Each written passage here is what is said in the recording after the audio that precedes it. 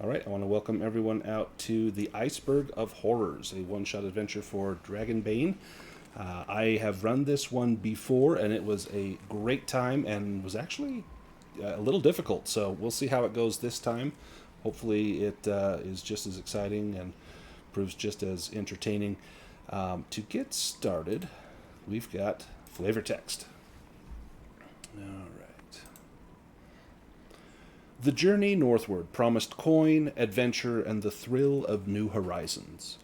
Hired to assist aboard the Storm Rider, a sturdy merchant vessel bound for the Arctic trade port of Pontwick, you settle into the rhythm of shipboard life.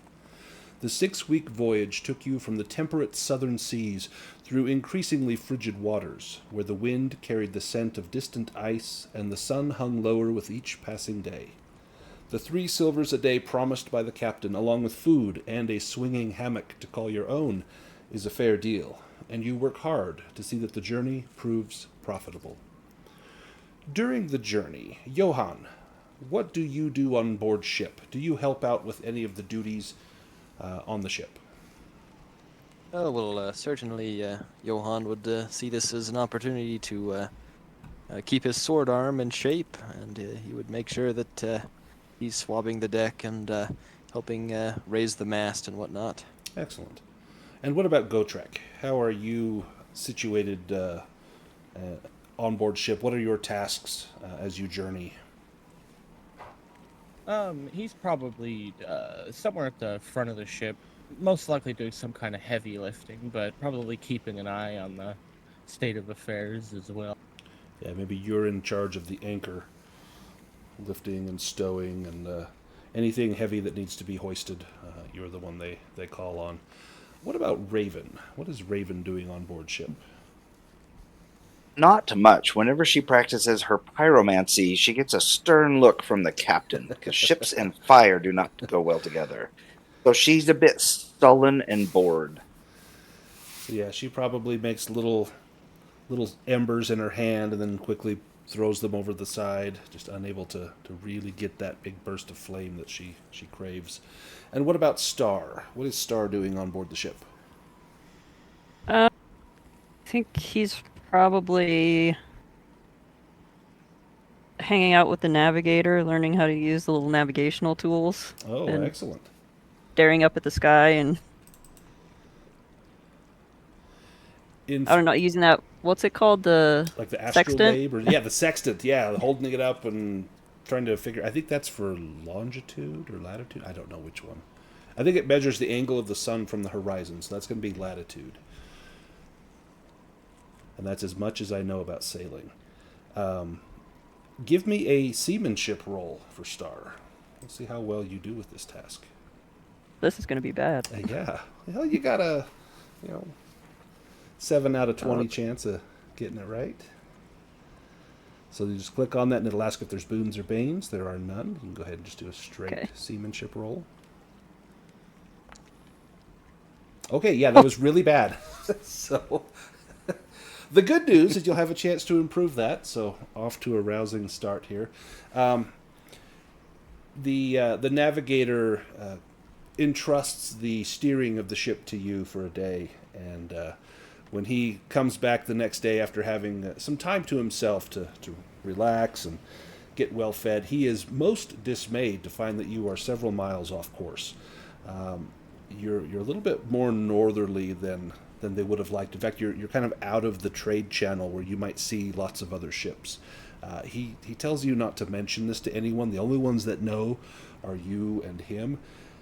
But and you hope that you're able to get back to safety where other ships are going to be passing should the worst befall you. And I'm the what reason we end up on this iceberg. that's exactly what's going to happen. What about for our last character, the Silent Storm? What are you doing on board ship? As he neither speaks nor comprehends common, Oh, he's excellent. used to people being uneasy around him. So he has ingratiated himself below decks, helping the ship's cook, cut up cut up fish for the meals or wash pots and pans, things that no one really wants to do, and that won't, people don't mind if someone is quietly doing it without being asked. Yeah, and no one's going to try and talk to you at the same time, which will make it nice. Exactly. That next day, trying to get on course, all does not go as planned. The calm before the storm is never meant to last. Mere days from your destination, the sea itself begins to rebel. A behemoth from the deep, an enormous, otherworldly octopus, rises in a fury of writhing tentacles, striking with devastating force. The Storm Rider shudders and splinters under the onslaught, its hull cracking like an egg. Sailors scream. The captain bellows orders. The ship tilts, and the cold embrace of the sea awaits below. The deck beneath your feet lurches, the sound of wood snapping and sailors screaming filling the frigid air. The sky, once painted with the dim glow of northern sunlight, is now choked with the mist of sea spray and the scent of salt and splinters. A massive tentacle, slick and glistening, crashes down, sending another section of the ship into ruin. "The dinghy, now!" Captain Tamerman shouts, his voice barely rising over the chaos. He grips your shoulder, shoving you toward the small, half-rotted boat hanging precariously over the side of the ship. "Take it! Get away from my ship, or it'll pull you under when she founders!" Another impact. The Storm Rider groans in protest as the beast tightens its grip. You scramble over, feeling the sting of the icy wind and the tilt of the dying ship beneath you. The captain doesn't wait for argument. He cuts the ropes, and suddenly you're falling. The dinghy, with all 5 of you, slams into the dark, churning sea. Above, the Storm Rider meets its fate, splintering apart under the crushing embrace of the beast. You see the brave captain herding the rest of his crew into a longboat, himself the last to board, along with the ship's payroll chest and logbook. Pieces of wreckage rain down around you as you clutch the oars and pull yourselves away from the carnage. Then, silence. The great octopus vanishes beneath the waves, leaving only drifting debris and the distant cries of the longboat a few dozen meters away, carrying the captain and the rest of the crew. The cold is immediate, creeping into your bones. Your breath hangs in the air. The vast, endless sea stretches in every direction, and the icy north wind whispers a single truth. Land is out there, but will you reach it in time? Let me drag some tokens out here. Get you guys on a dinghy.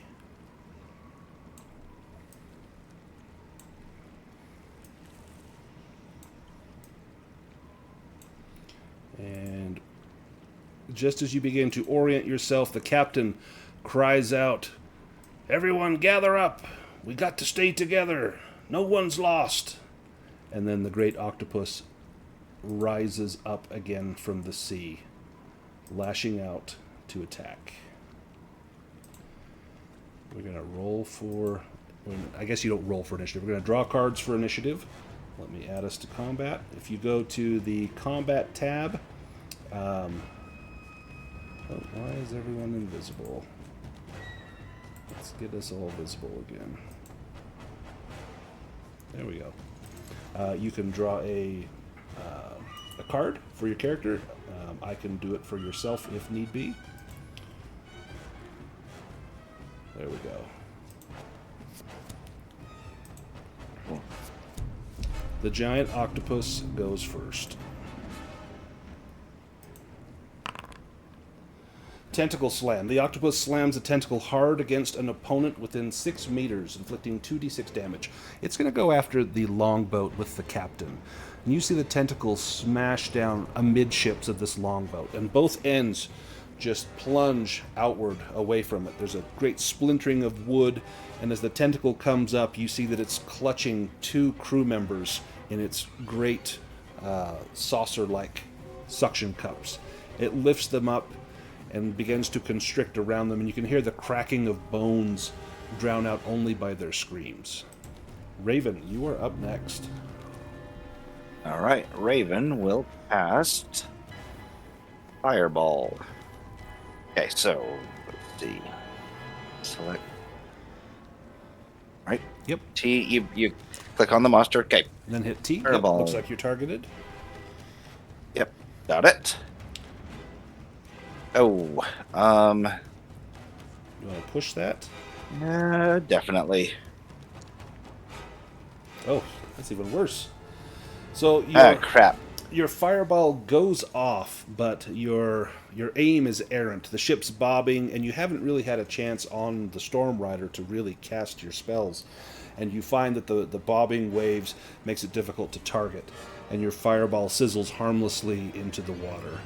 But it gets the attention of the octopus. And the octopus turns a great eye towards you. It begins to lunge towards your ship, and then a harpoon from one of the crew members stuck to the bow of the now smashed in half longboat arcs out and strikes the tentacle. It reaches out. The blow that was coming for you angles towards that man, picks him up, and then drags him down under the water. And all you see are bubbles and froth, and that's all that remains of that man. The Silent Storm, you are up. So, without making a sound, he will side-eye Raven in much the same way the sailors side-eyed her when she was casting her pyromancy on a wooden boat. Will unsling his short bow, try to determine center of mass for this thing, and take a shot.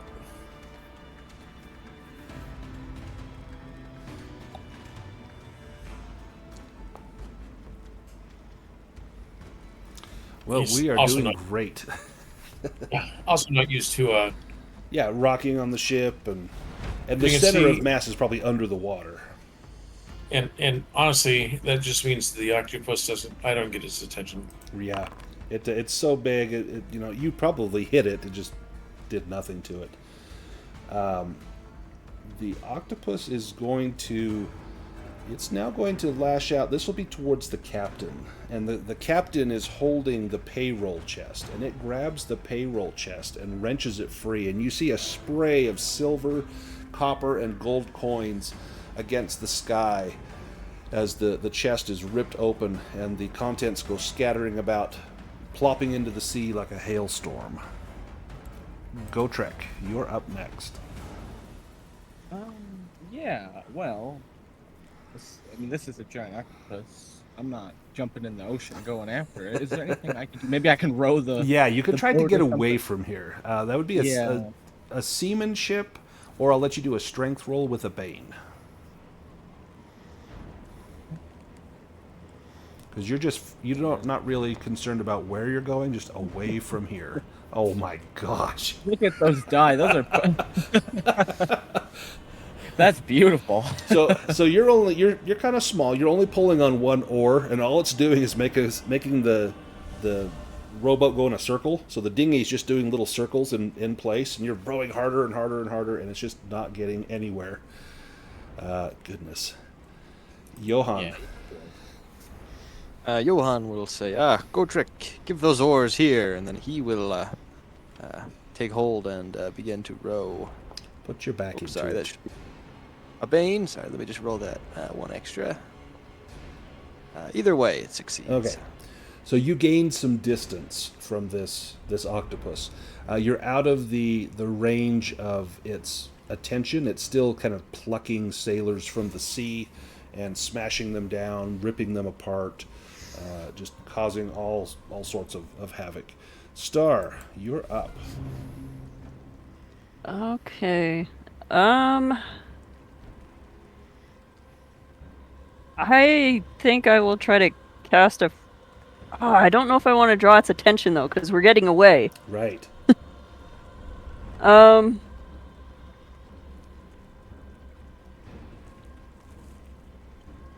You know what I'm gonna do? Did this storm seem, like, really weird? Like, does it seem like there's something not quite natural with everything that's going on? Give me an elementalist roll, since you are trained in that skill.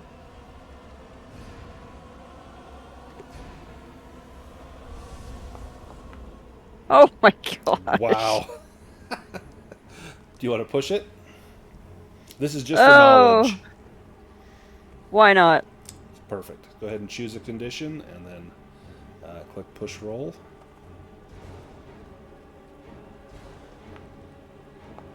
Yeah, we are doomed. There we go. Yeah, this is a natural storm. There is nothing magical about this.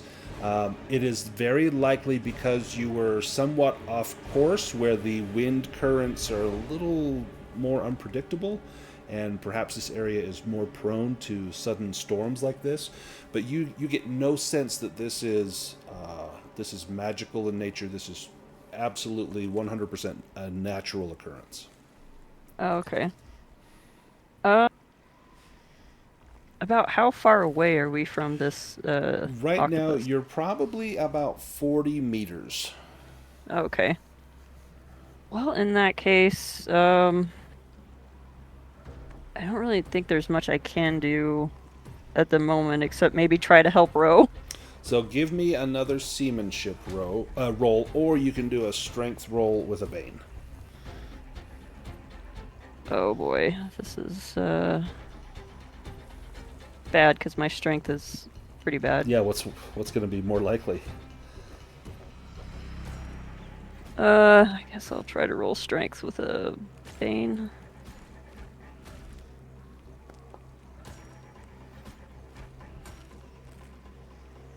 Do you want to push that? No, I don't think I'm gonna push it. You're not strictly in danger, so maybe it's best not to push this. But you don't hinder at all. You're looking to see how you might be able to help, but the waves are pretty rough, and the last thing that you want to do, especially as a catfolk, is to get wet. And so you're doing your best to stay out of the spray. The octopus makes another attack here. Okay. This the octopus, you see it grab the captain, and it pulls the captain towards its giant beak. And this beak is massive. It could easily snap your ship in half. And it just stuffs him entirely into its beak, and then it slowly submerges, tentacles popping up now and then to pull sailors down that are in the water. But it seems as though it has filled its belly and has now left you in peace. Because you were able to gain some distance away from it, you do not come under attack anymore. However, the storm is beginning to worsen, and you know that your ship, looking at the water that's now gathering in the bottom, it's only a short time before the ship will founder and sink. Up ahead, probably a mile away, you can see a white shape looming in the ocean. It has to be an iceberg. That's the only spit of land you can see anywhere. That may be your best chance before your ship goes down or the octopus comes back. We will need some rolls to get there. I need at least one seamanship roll to read the weather and the tides, and then I'll need a strength roll, and someone else can help, which will just give a bane to the strength roll. So who wants to do the seamanship roll?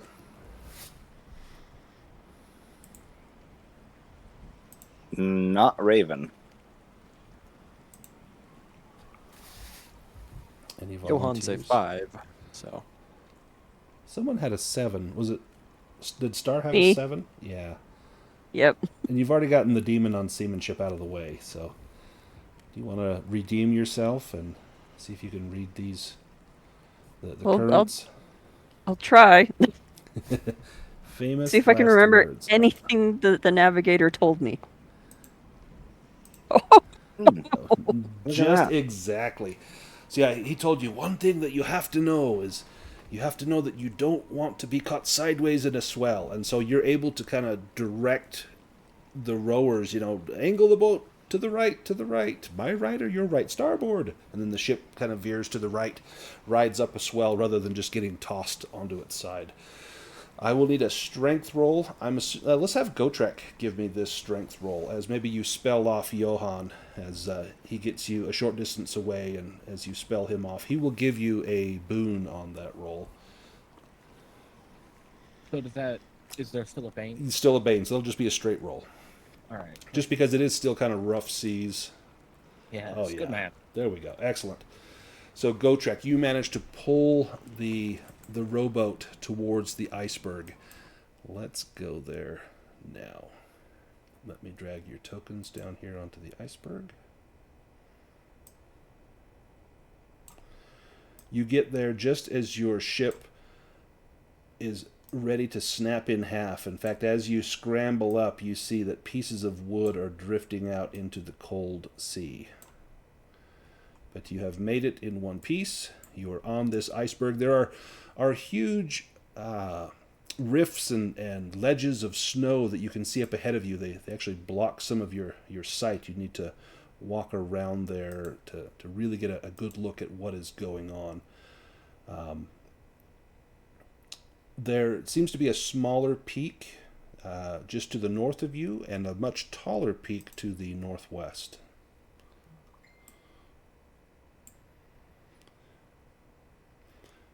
Now, from up here, Raven, you can see that as you crest this peak, it descends down further to the north.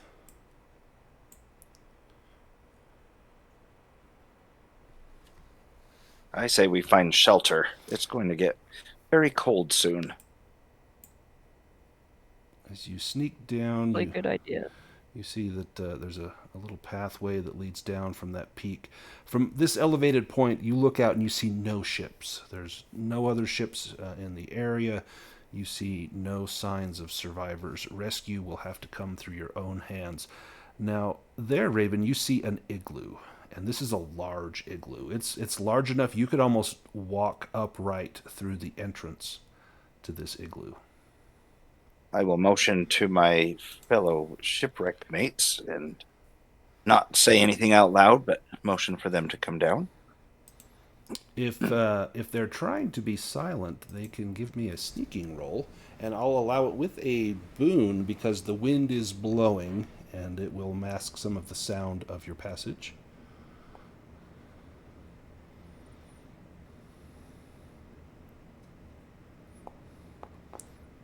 Well, it didn't seem to help.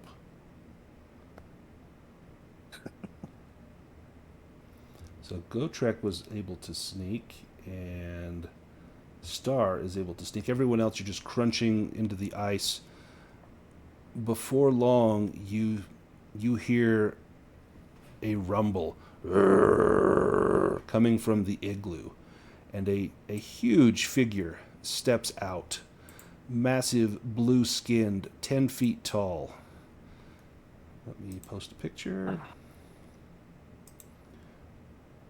Right here. I'll get that sent there. Oh. This huge creature steps out. This Grinlurk's land. You not welcome here. Oh, I can smell you. You smell fat and well fed. I do not smell such. Come into my home that I may smell the same as you.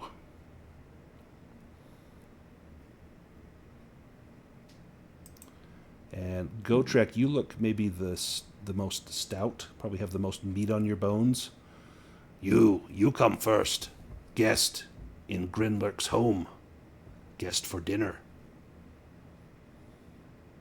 Oh, yeah, dwarf. I wouldn't recommend it.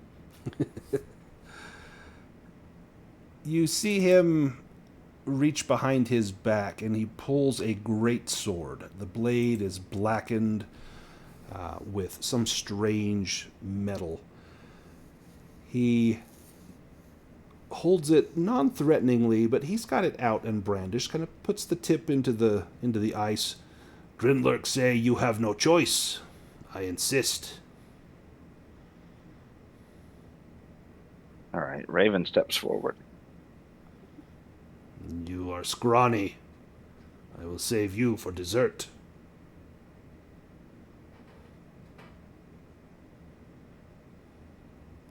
What does Raven What do? if we were to find better food for you? You say I am scrawny. Yes, there is no food left on Grinlurk's island. I found cave with things there, but they taste foul. Nothing but dried skin and bones on them, not hot blood like the rest of you. And he reaches out his hand almost to touch your shoulder, as though feeling the heat coming off of your body. Yes, you not even need to be cooked.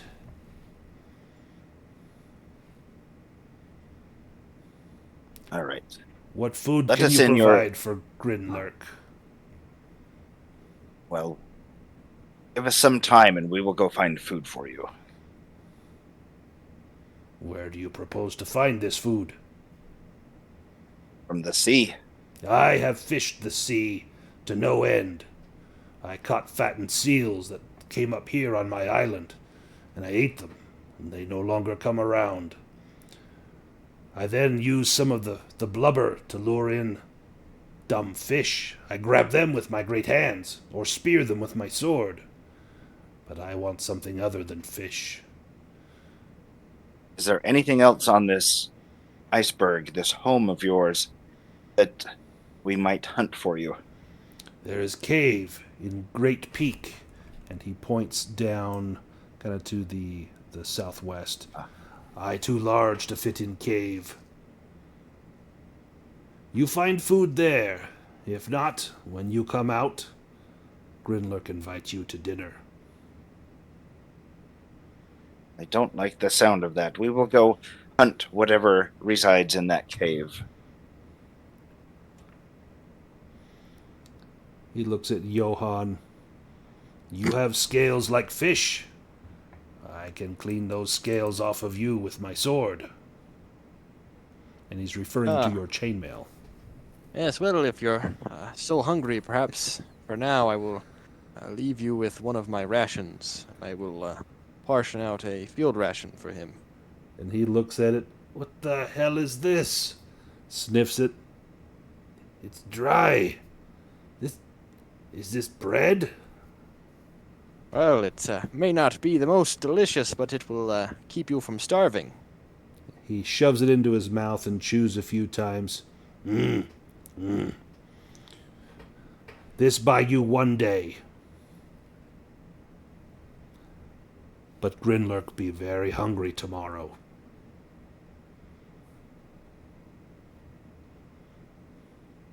Go now. Bring me food from cave. I'll investigate these skeletons.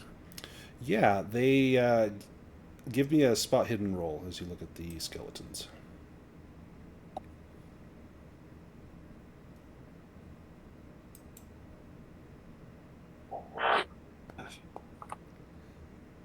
No, spot is hidden. It is hidden. They are bones. They're humanoid bones, roughly the same size as the other humanoids in the party. Some are a little smaller than others, but they tend to average kind of 5.5 feet tall or so. You're not able to determine what specific species. They look to be human, but you're not certain. They could be an elf. You don't know.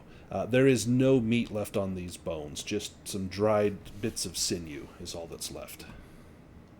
As you're studying them, you see Grinlurk getting closer and closer. Perhaps one of you stay here with Grinlurk. That ration not do enough to sate my hunger.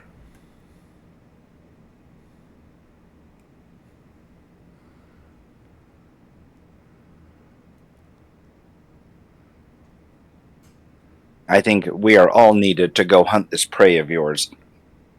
You stay cozy in your home and we will be back soon.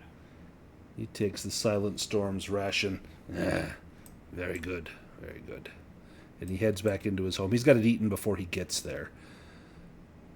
Let's go into the ice cave, unless anyone wants to do anything else out here. Otherwise, we can head on in. Ice cave. Let's go into the cave. Ready to go? I can get us some tokens out here at this beginning. There's the beginning, right there. Do you have any sources of light? Any torches or lanterns? There we Johann go. will light his torch. There we go. Got a torch lit. Inside this cave, the stairs lead down, and it chills your very soul. Someone in some far distant past has cut them from the living ice, and each step you take is like taking a step closer to the mouth of hell. Beyond the bottom of the stairs is a mystical light pulsating, calling you like moths to a flame. You have descended into what appears to be an enormous reception hall, but there is no one here to receive you. In the middle of the hall there is a mysterious orb floating in midair, which seems to consist of some kind of magical energy. The 6 pillars supporting the ceiling cast long shadows in the cold light that emanates from the orb. Beyond the strange light, you discern the contours of some blasphemous statue. At your feet is a large, dirty mat full of holes. At one time, it was beautifully embroidered with all the colors of the rainbow and must have belonged to someone very wealthy, but now it is hardly fit for the floor of a poorhouse.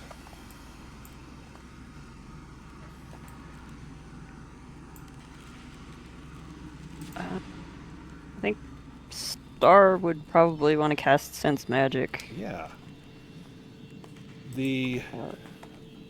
Definitely magic coming from the orb right in front of you. Clear as day, that thing just radiates magic, as well as at the southern end of the room, you sense magic coming from something down there, some sort of purplish ribbon of light that seems to block a passageway to the south. This object in front of you radiates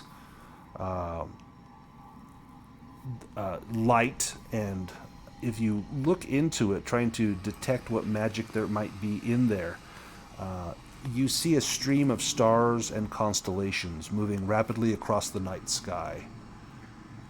They are not any stars or constellations that you recognize. It could be that it's seen from a different location, but you suspect that these are not any stars or constellations seen anywhere from any place or any time on this planet. Ooh.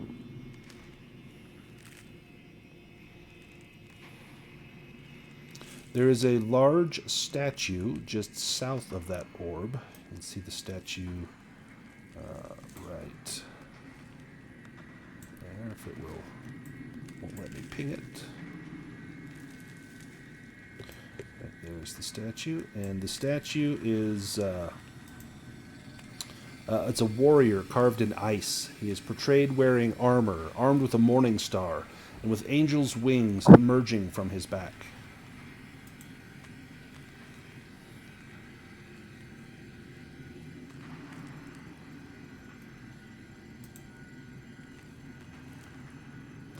Star, do you touch the orb?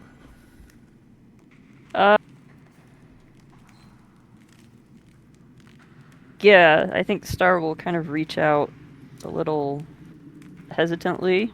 It does not radiate heat, and you get no feeling of malice or ill intent from it. And as your hands touch the surface, the light is instantly extinguished. And it's just a black reflective orb. Did that do anything to the lights down here? They seem to have changed. They still seem to be radiating just as intently as they were before. Oh, okay.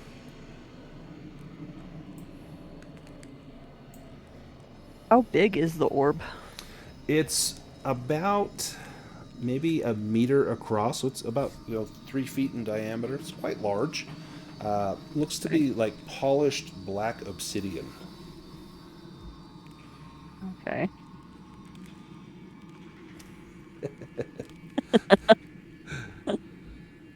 I'm sorry. It turns out you were holding the sextant backwards. Just could happen to anyone.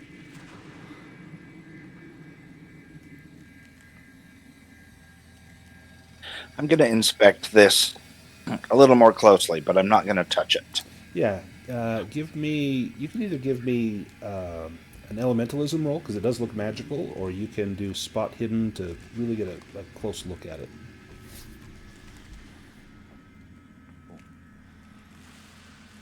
Okay. So it is indeed magical. It's not anything with which you are familiar. It's an energy field. It seems to be electrical in nature. It's almost like we would know it as those little plasma globes you can put your hands on, the little lightning bolt shoots out to your hand. It looks like that. It's this strange purple gas, and you can see little bits of electricity arcing back and forth through there. It also does not give off any heat. And does this look like is it a door or shelves? Is it protecting something? It looks like it just leads into a passageway that heads down south about 6 meters and then turns to the west. I'm going to try something. I'm going to cast a spell. Yeah.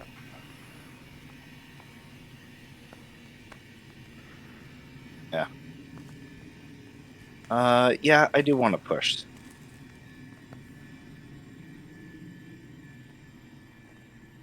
Dispel magic. I'm going to see if I can kind of dampen whatever electric magic this is. The field instantly winks out. And let me make a dice roll here. Let me do a secret dice roll.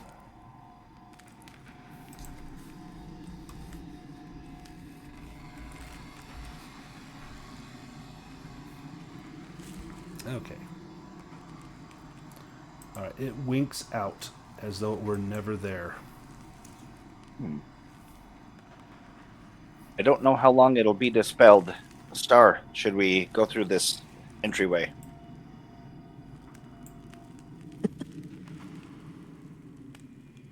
Star will move up. Looking with a little bit of misgiving at it. Hey, Go Trek, come stick your hand in this. Yeah, I guess we can try. Who goes first? Raven. You step past the barrier and you feel your hair as though there's definitely a field of like static electricity. You feel your hair tingling a little bit. The hair on your arms begins to stand on end, but nothing happens. And you may continue. It seems safe. Follow me. Oh, I went blind. Oh, there we go. Hello. Star's like, that was incredibly uncomfortable. Yeah, very, very uncomfortable feeling going through that. In the dim light ahead, you spot a sturdy oak chest at the end of at the far end of the room, and you don't need to make any sort of roll to notice the bear trap right there at the entrance to the chamber. It is set. It does seem to be ready to snap on anyone that were to set foot on it.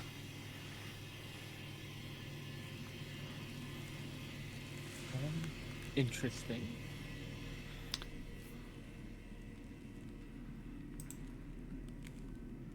Could I try and disarm this bear trap, that I could take it with me and use it?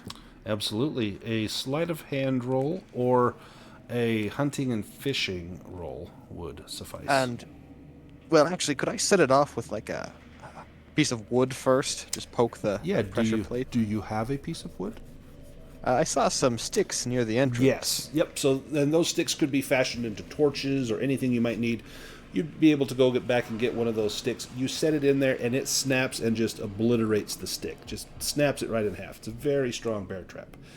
If you want to go into like the gear, you can just grab a bear trap out of the inventory and put it onto your character sheet. Yeah, certainly this will, if I don't keep it, it will at least provide that Yeti with a means to acquire food.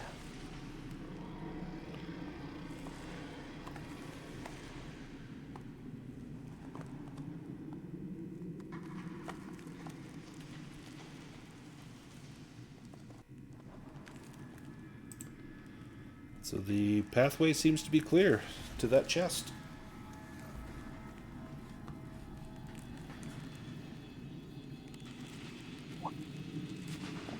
I think I'll have Star cast detect magic again. Okay. You cast sense magic on the chest, and it does radiate magic. There is something inside that is magical. Well, there's definitely something worth at least seeing what it is in here. And there does appear to be a lock on the chest. You can give me an awareness roll to see if you think it might be locked, and the spot hidden if you want to look for traps. Ooh. Okay, so I'll do awareness. Yeah, it's definitely locked. You can see that the lock seems to be a good working order. You maybe nudge it with your foot, and the lid doesn't just come open, so it definitely needs to be either smashed open or picked open. Oh, okay. And spot hidden, you said? Yeah, spot hidden is to see if you think it might be trapped. Okay.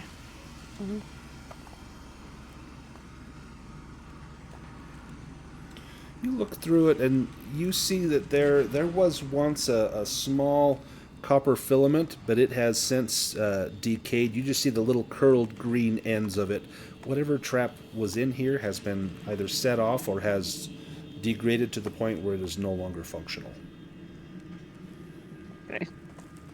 Well, it doesn't appear to be trapped, so I guess, anybody know how to pick a lock? So anyone can. It's a sleight of hand roll with a bane. If you have lockpicks, then you don't have the bane on it. I don't think we have a dedicated rogue in the party. And my sleight of hand is really bad. Yeah, Gotrek's hammer is really good at opening chests.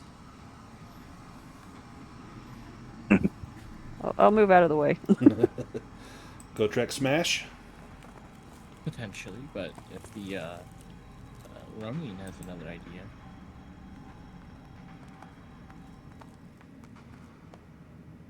Silent Storm will give it a shot.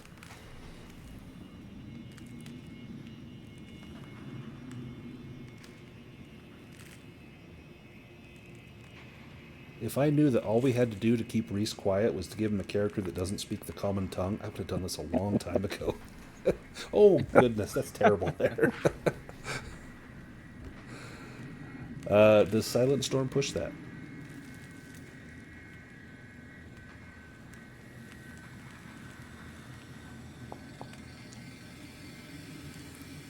Oh. Yeah, it does not yield. This lock, it's not a very complex lock, but without tools, it's hard to get it to open. You maybe turn to Gotrek, and like Vanna White, you motion to it like you're showing off a motorhome or something. Gotrek, you spit on your hands, rub them together, grab your hammer, give it a good old smash. Give me a... You don't need to make an attack roll because it's an inanimate object. You automatically hit. You've got Skull Cleaver. Is that what you're using? I guess if I'm trying to break a lock, I'd probably use the two-handed. The two-handed axe? Okay. Give me a... It'll be 2d10 plus 1d6. Go ahead and roll that. We'll just kind of get an idea of the damage. I'm trying to see how many rounds it might take you to get into that. Okay, so if you're going to average 21, it's got a little bit of armor, so you can do 15. It's going to take you 4 rounds to smash that open. But you're able to get it open. Hefty lock then. Alright, once he gets it open, he would step. You don't open it, you just smash the lock off? Yeah, the star got there first. Be my guest, Start. Do you want to All right, open that chest? Star is going to reach out, probably over here from the side. So the flames go straight forward? Yeah. And kind of put his claws under the edge of the top and just lift it kind of slowly. As you lift it, it squeaks open, its rusted hinges yielding to your touch. As it opens up inside, you can see the glint of precious things. There are 102 silver coins, 48 gold coins. Let's just round that down to 100 silver and 50 gold. So that would be, 20 silver each and 10 gold each. There's a couple of other items, and I'm going to try something. I've not done this before, and I think this would probably be like way easier. I'm going to drag the items to the chat bar, and then I think you'll be able to just pull that onto... Yeah, if someone wants this... Do it. Yeah, if someone wants that ring, I think you can just drag it onto your character sheet. So there's a beautiful golden ring set with a shining red ruby. There is Yoink. Yoink. There's also a bottle which contains a delicate model sailing ship. There is a golden brooch in the shape of a majestic eagle. There is an engraved pipe. It looks to be carved from the tusk of a walrus. And then there is a coin purse in here that has 10 silver coins in it. Who would like the ring? And the ring definitely looks like it is valuable. That the one I yoinked? Yep. So if you want to drag that onto your character sheet. Done and done. This ring gives you the ability to ignite and extinguish candles and torches. It works in the same way as the magic trick Ignite, so you can use the ring to without having to use willpower to ignite candles and torches. Ooh. How about the glass jar with miniature ship? Who wants to take that?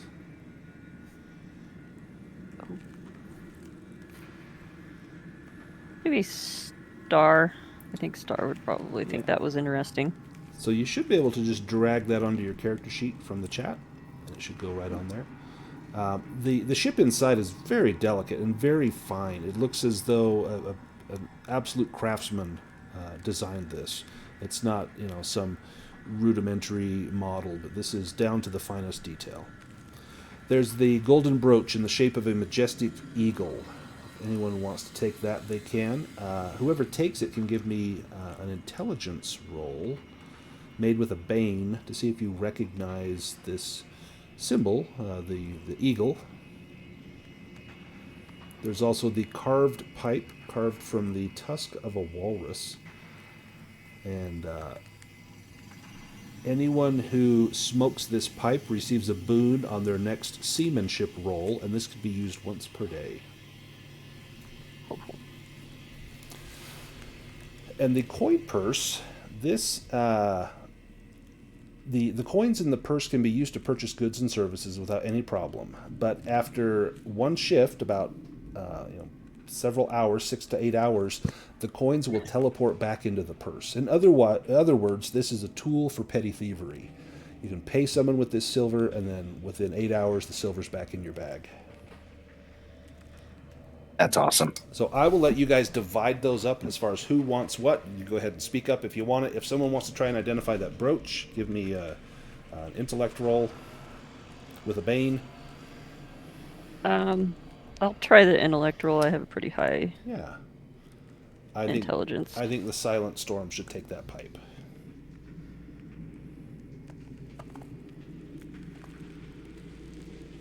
Let's see.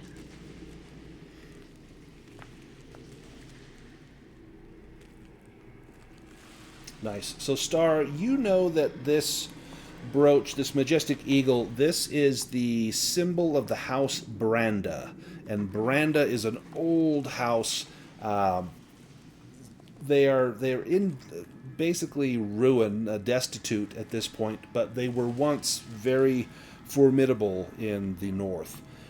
There are still family members that abound, and you know that were someone to see you wearing this from that family, they probably would not look kindly upon you wearing it, but it could be worth a great deal to be returned to them. Okay. So, let's see. Raven took the ring. Star took the ship. Silent Storm takes the pipe. Gotrek, do you want the brooch or the purse? I would take the coin purse. If Okay. Nobody else would. And then, Johan, do you want the brooch? That way everybody gets one thing. Certainly. Fetch a pretty price in town. Yeah, If we ever get off this iceberg. absolutely. While you are searching the contents of the chest, you hear a buzzing sound, and Raven, you see that barrier is back in place. All right. Everyone, when we are ready to leave this room, let me know. I will dispel the electricity. I'm ready.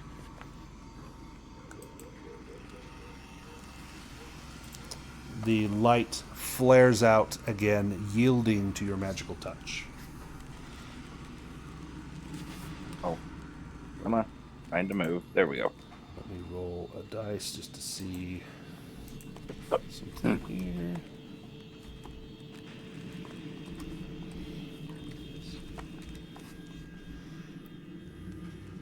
Oh, okay. Excellent.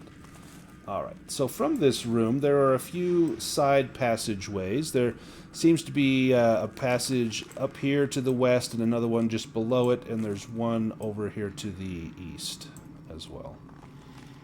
Now, Star, from there, peering in to that room, you can see what looks to be the remnants of some sort of sled. In fact, this appears to be a storeroom. Old spades and other tools lay strewn over the floor, but the real prize is that royal sled of elvish make, which still seems to be in usable condition. There are fine carvings and sturdy construction on this sled. It conveys a sense of grandeur. And there is something carved in there in runes. If you give me a languages roll, perhaps you can read what that says. Languages. Let's see. I am not good at languages. Okay. Oh, Ow. well, you're better than you thought. You make out the runes, and you look at them, and yeah, that's an S and an I, and it's a name, Siglik. I put that in the chat.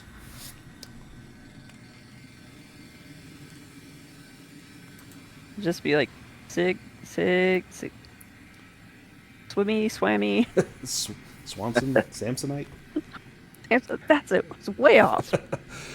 In the corner, there's a large cooking pot as well. If anyone needs a cooking pot.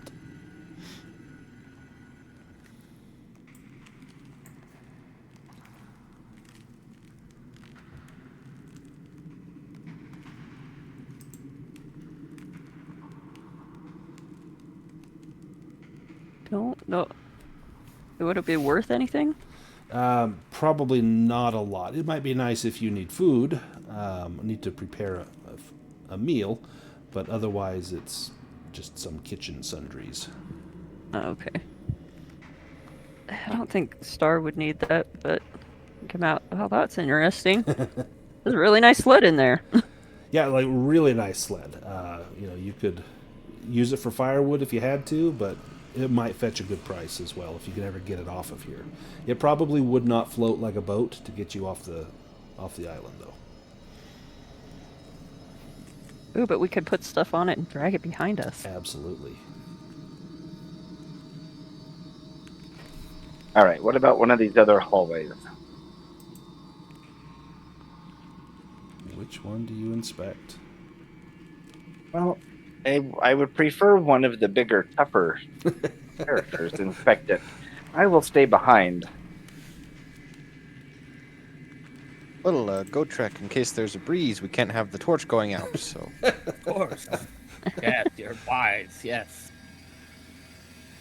Gotrek, the hallway wends its way to the west. There is water running down from the walls, dripping here and there from the ceiling, but it freezes before long. There are no real pools of water, but there are slick areas, and you definitely mind your step as you go through here.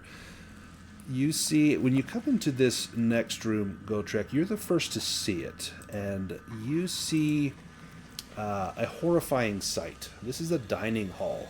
There are 2 undead shield maidens sitting at a dinner table, their dried-out jaws making a terrible crunching sound as they try to bite off pieces of raw fish as if they were alive. I have a picture of these. Let me post a picture.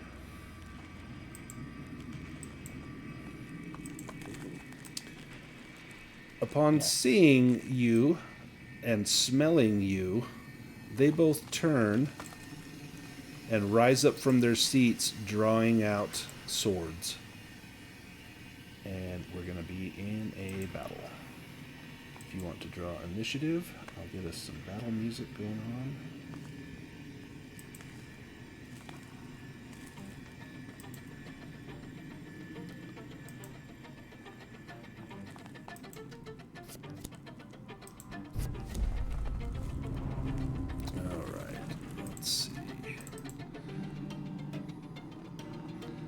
Broadswords, small shields, and they're wearing chainmail. This one here is going to activate a heroic ability. It's going to use veteran so it can lock its initiative. And it can move, well, it can move 10.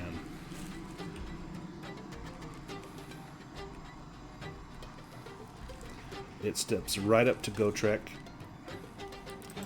and swings. And its broadsword comes down in a cruel arc. This hand that wields it is used to this sort of blow. This is no commoner wielding a sword. And she thrusts in, trying to find a weak spot in your armor. That's I have leather armor, so that was an interesting tactical decision, but thank goodness it didn't work out anyways. But it missed. The Silent Storm, you are up next.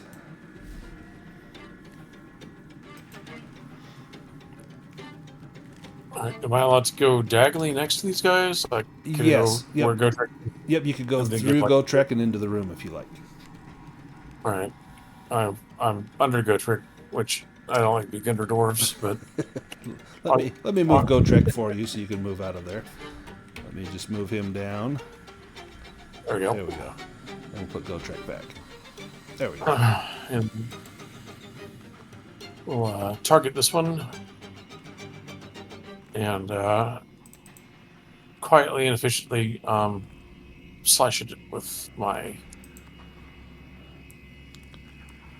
Shikomazumi blade. I will. Yeah, you said they've got chainmail, so I'll try and find a weak spot. Okay. Nope. Oh, did not mean to do that. Oops. Go ahead and put that back on there.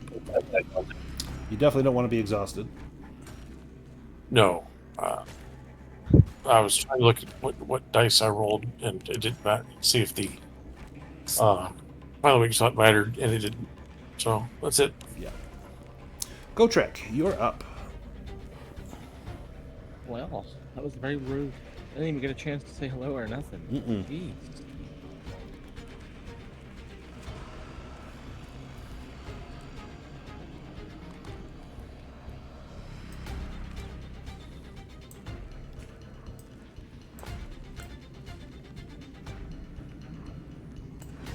Ooh, so close. This one will use defensive. It will parry. Also move to the side just for, like, not clog it up the way. Yeah. Unless people want me to be where I'm at, but... There you go. So she parries. You deal 14 damage to her shield, which can take 15, and the blow is ineffective. Ooh, close. Nearly shattered the shield. Star, you are up next. Alright. I guess I'll move up here, and I will cast... Where is it? A fireball. Ooh, good choice. Okay, so I never play mages, so this is weird. I guess I'll do it power level 2. Okay. It'll cost you 4 willpower, and it will bump up the damage. So if you want to target the one you're going after, you can hover over them and then push T, and it will target them. Okay. The other thing you can do with at power level 2 is shoot 1 fireball at each. Yep. Yeah, you can split it up and not do extra damage, but do 1 at each. Okay. Maybe I'll do that. That'll spread some of the damage out. There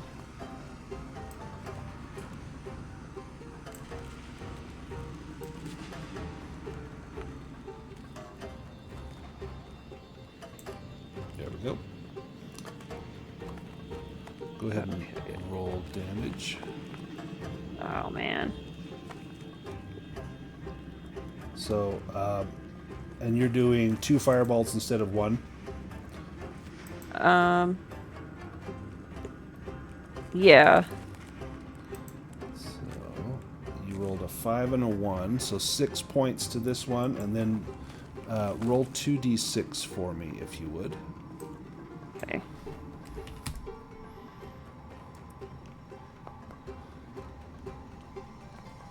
Oh, nice. And 7 to that one.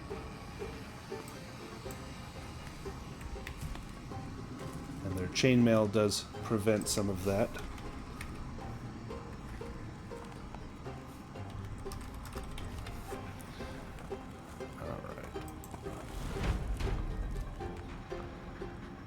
This one will go after Gotrek again. Or not again, I don't think it has attacked Gotrek yet, but it will now. It will level in a Cruel Slash. And that is a hit. Gotrek, do you have defensive or fast footwork? No. Definitely not. Oh, Ooh, that is pretty good. jeez. Okay, 15 damage to Gotrek. Are you down? No, not quite. Okay. Let me skip this mysterious other ice thrall, wherever they could be. Johan, you're up next. Right. I will step forward for a moment and brandish my Morning Star.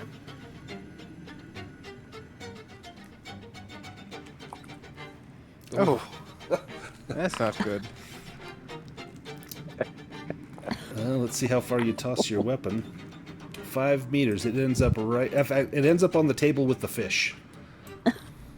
Well, I will step back and prepare myself. That was just a warm-up. Yeah, you thought it was a ranged Morning Star, but no. Yes. Let me roll my evade. Yep, roll evade, or it gets a free attack on you.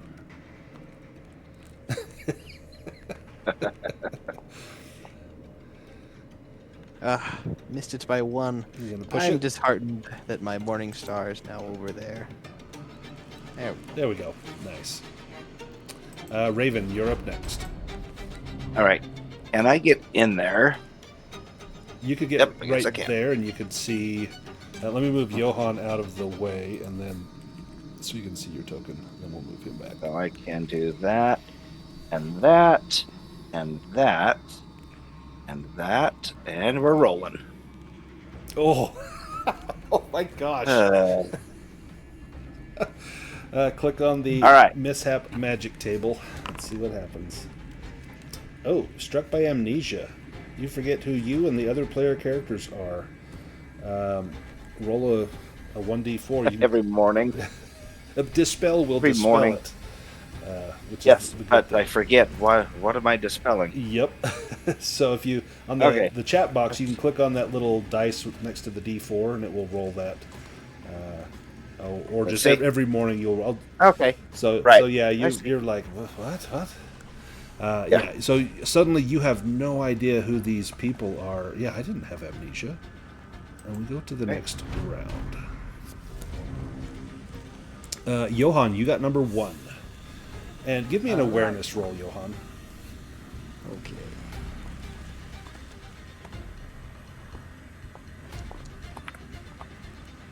You can hear sounds coming from down the hallway here.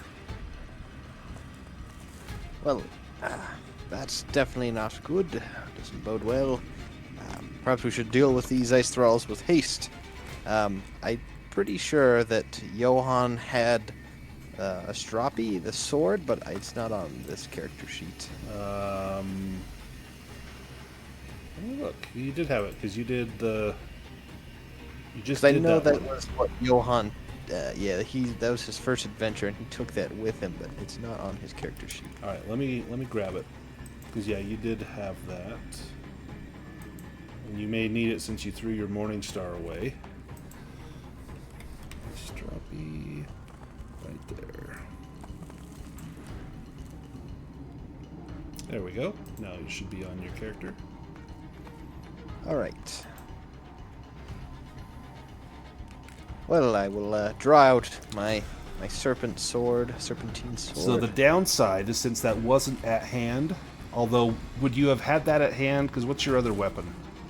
Oh, just a shield. So, well, did you have 3 things at hand? You had your... I guess you had a torch in hand. yes. Or would you have had a stroppy at hand?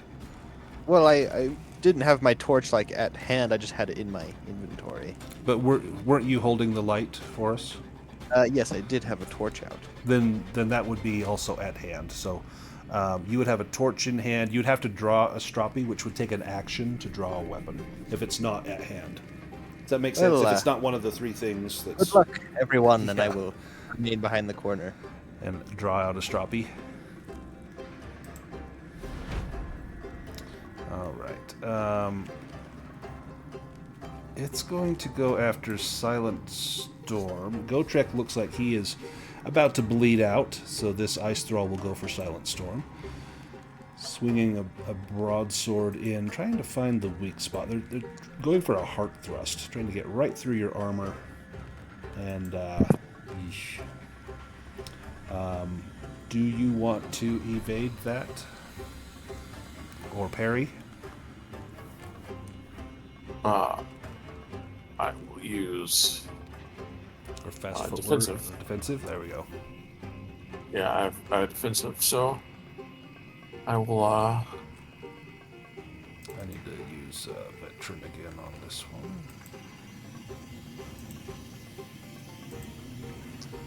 Hurry. Roll. Nice. Alright, let's see the damage. Okay, does not destroy your sword, so that's good. Now, if you successfully parry, you can move you and the enemy 1 square.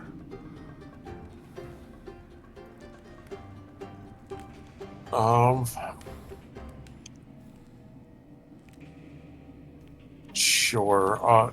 Can I move the enemy just south of me, and I'll move to where it's at right now? Yep, absolutely.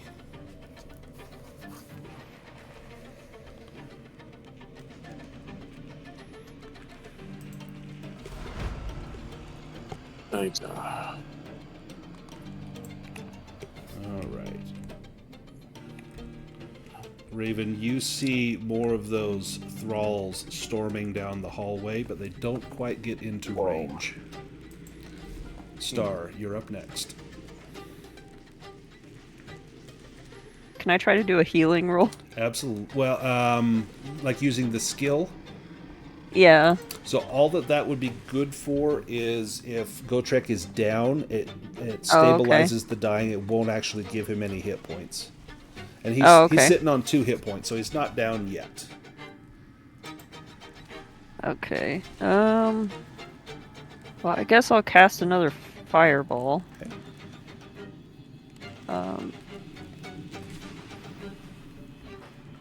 At this one. Okay.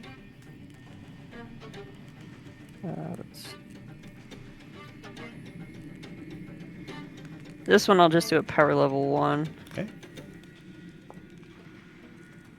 Ugh. Oof. These dice rolls have been brutal. Yep. Yeah. You want to push that? I will. Let's see if I want. I'll be, I guess, exhausted. Oh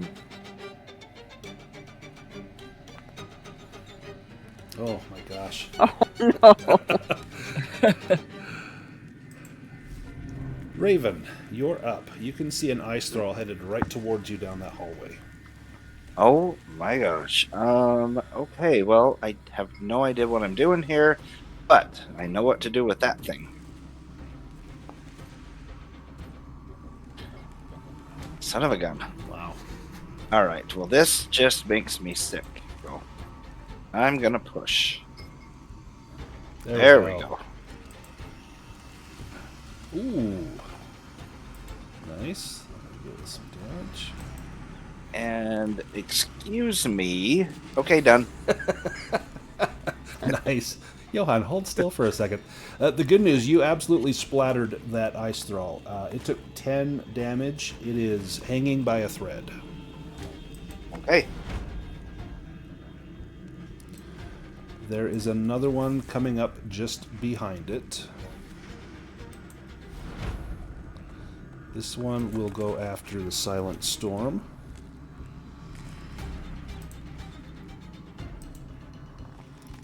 Slashes at your leg, trying to sever your leg off. And misses. Silent Storm, you're up.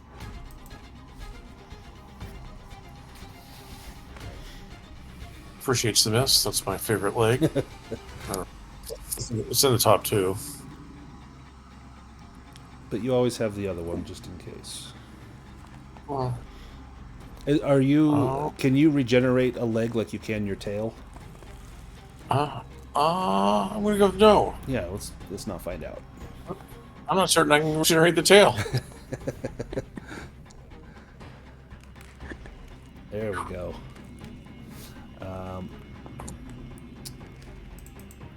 He is going to use defensive. Sure. I'm gonna give him a parry.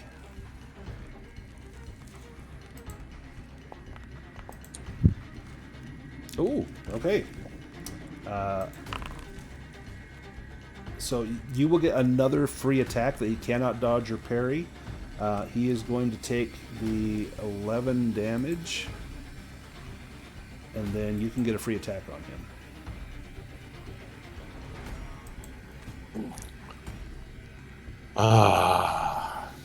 Alright, I'm gonna be greedy. Final weak spot. Ooh. He can't dodge or parry, so...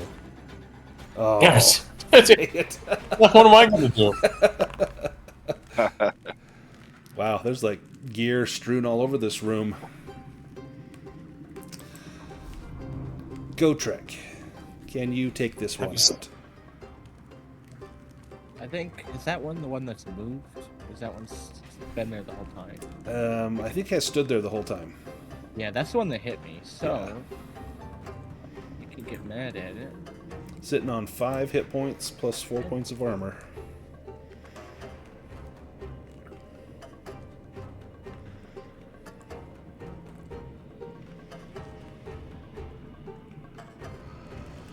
So Unforgiving gives you a boon on your roll. Ooh. Yes.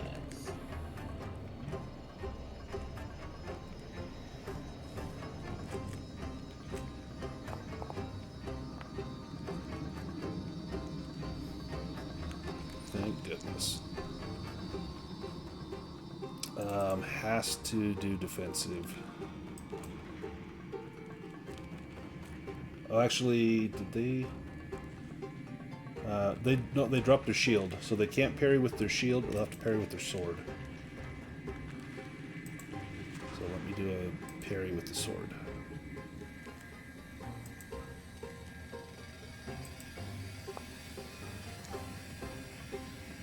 Oh, yeah, they parry. Shoot. But the willpower is almost spent on that one. Do you want to move at all, Gotrek? Oh, No. and they parry, but you did 17 damage. Okay, broadsword's done on that one.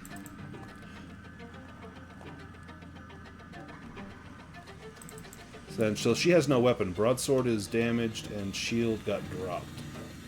Yeah, but if I try to leave the room, it'll put me in the other one's Right. engagement.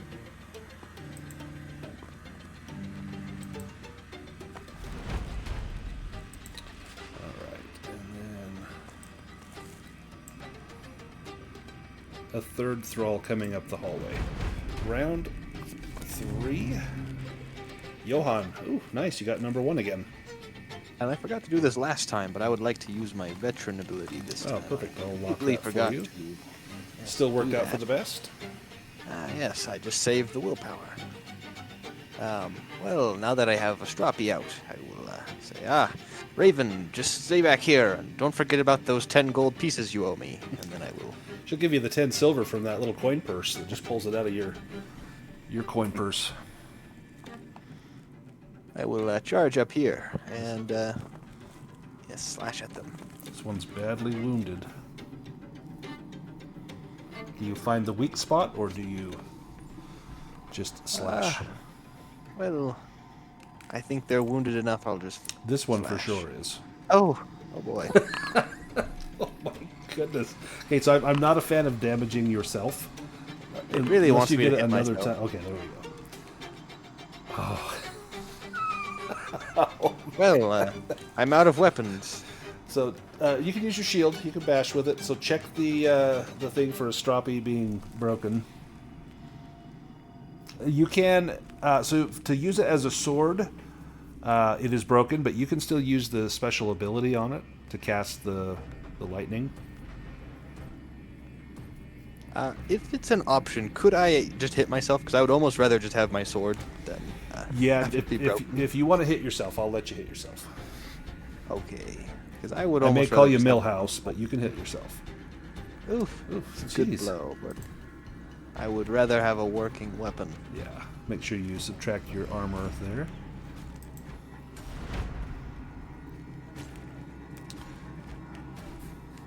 This one will step up, and we'll go after the Silent Strike again. Trying to find that weak spot. And does. Do you parry, evade, defensive? I continue to be a defensive. He's gonna hate this.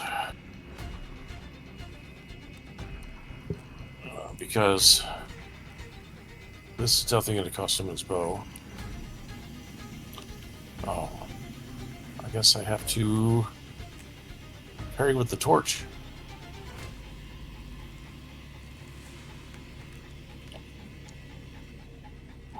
Oh, and you do. Your torch has durability 9 and takes, wow, just barely chops the torch in half. So your torch is now destroyed, but you did not take a wound. Because you successfully parried, you can reposition him and yourself if you want. Jesus. I say him, it's a her. Reposition her. Yeah. It identifies as not living. Absolutely does. I'm good where I'm at. Okay. Alright, this one is going to lay into you as well. This one only has a... the shield got dropped. It's going to have to pick up the shield. So that's its turn, is to pick up the shield. Raven, you're up. All right, let's do this. Let's do this. Let's do this. Oh my good God. This is terrible. There we go. There we go. Oh, jeez. There we go. All right. How do you take out this first thrall? with a fireball to the face, and his head explodes. And Johann is covered in like smoldering bits of Ice Maiden skull. Nice. Why are you hitting me? Well, because you were right next to it when it exploded. Oh, Oh, wait, were you attacking the one over by Johann? That's the one that died. It showed you targeting that one. Or were you targeting the one down here by the Silent Storm? No, the one by Johann. Okay. I did not see a skull. Yeah. Okay, perfect. That one died. Silent Storm, you're up next. Yeah.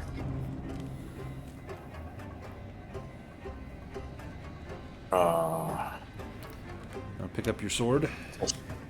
sachet. Need an evade roll. There's a Morning Star on the table. There is.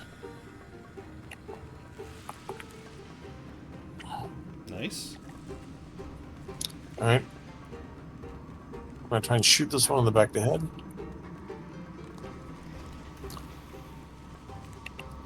I mean, he was watching me because I was sashaying quite nicely. As a gecko, did you just like climb up on the ceiling and go around them? Ooh. Nice.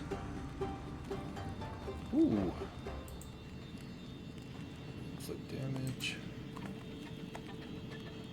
Nice. I'm one shot. Almost down. He's down to 1 hit point. Yeah. And then I will come sit in this chair now. Eat I'll that come back. fish. Yeah.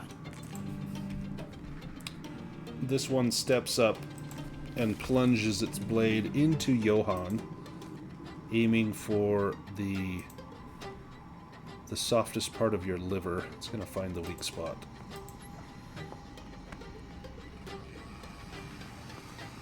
Oh, it does not.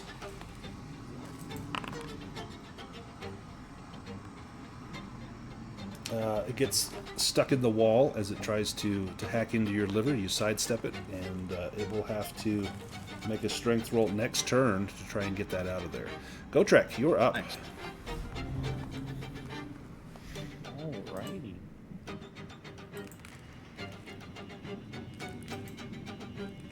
Well, might as well use more willpower. What else am I going to use it on?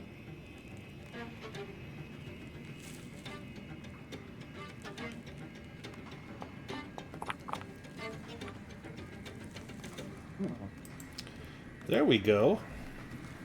You want a free attack against another enemy? Because that one's got 1 hit point.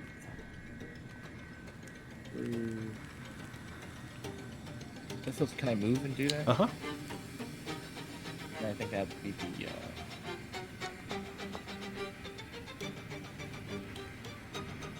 Nice. 16 on that one. Killed him 3 times over.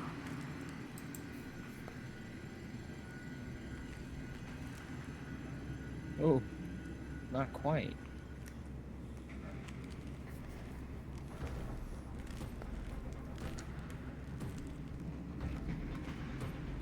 Nice.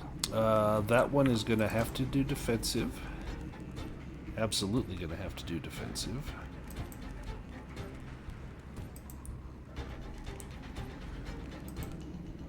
Oh, that's just 1 point below durability.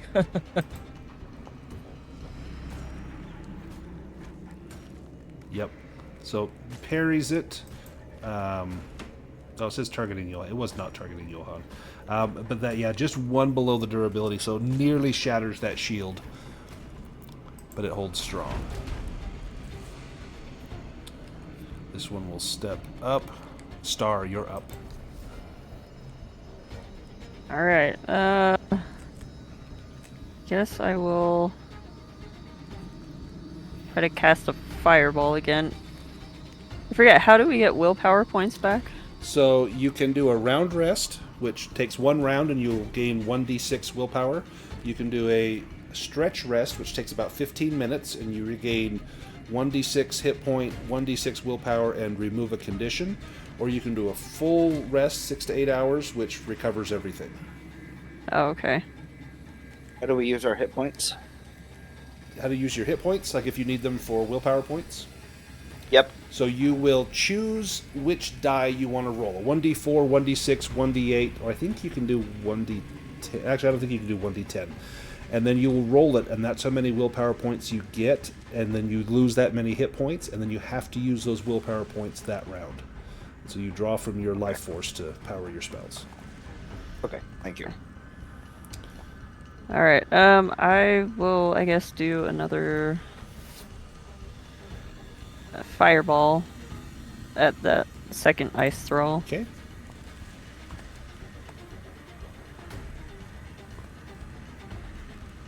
And fireball can be parried. He's going to try and parry that with his shield.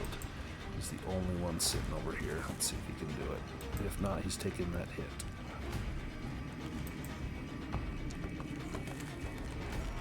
He does parry it, so it blasts off of her shield. Flames pour around it, but none seem to contact her. She is no stranger to battle.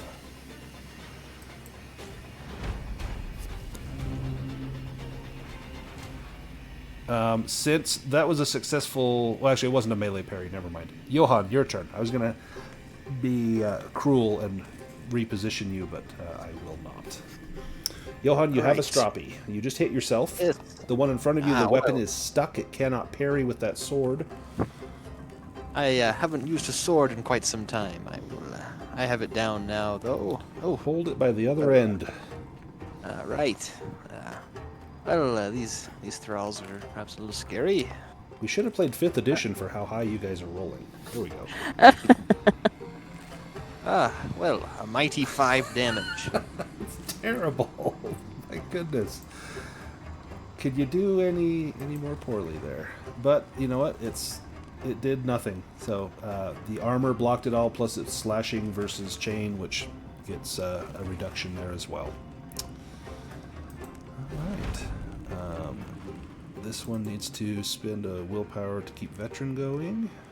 And in fact, if Johan wants to keep veteran going, you can spend the willpower. Yes. I'd also like to do that.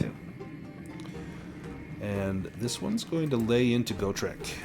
Seeing the blow that you just leveled at her shield maiden companion, she's going to come in at you with an overhand strike right down on the top of your head.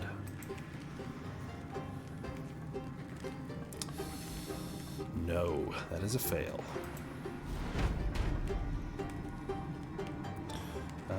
This one will make a strength roll to pull the blade out. This is going to be a... has to beat a 12. I'll just do a swords roll. Has to beat a 12 to get the sword pulled out. Yes, gets the sword pulled out, but that's the action for that one. Gotrek, you're up. Oh, amazing! I didn't have to use my action. Lovely.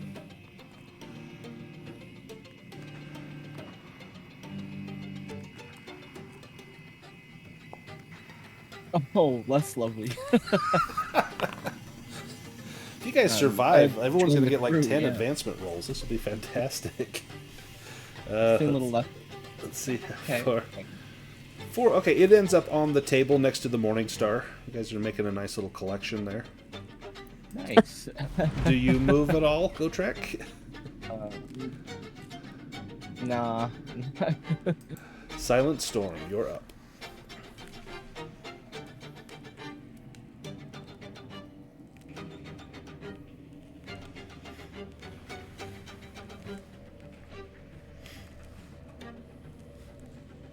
What's Godrek's weapon here? Gotrek had a battle axe, or a two-handed axe, that now went onto the table, along with the Morning Star. Or no, you were using the battle axe. Yeah, so battle axe, skull cleaver, magical battle axe is on the table. Yep. Oh. 4d4. It's pretty cool. Yeah, I'll take your word for it. I'm not good with axes. I'll continue my assault with the bow, I guess. Your assault will pepper them with arrows. Will. I got it. He's a well-seasoned adventurer. Nice.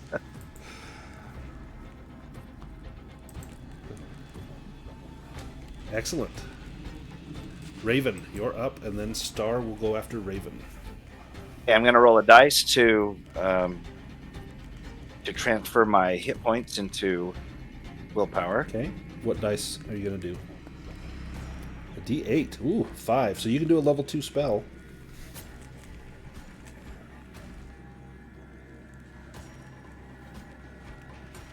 Yep, let me get those. Okay, go to spell. I will target that one. I will do fireball. Level 2 and roll. Of course. There we go. Roll damage. Not great. Not great, but it's something. Eh. That one is not quite half. It's close to half. Star, you're up next. Hey. This time I'm gonna try to hit it with my staff. Oh, nice. Do you want to try to topple it, and then that will help Gotrek, or who? Well, if actually, never mind, because that one will probably it used veteran. It's going to go first anyway. Toppling may not help you because it's just going to stand up at the start of the next round. But that would be a good strategy with the staff because it gives you a boon if you're trying to topple, and then that would help like Gotrek to hit it with his axe. Of course, his axe is on the table. Never mind. Best laid plans. Just smash him with your staff. All right, I'll just hit with the staff.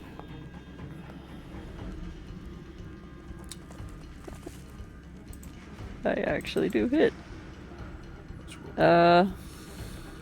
Ooh, getting low on willpower. I'm not gonna defend against this one.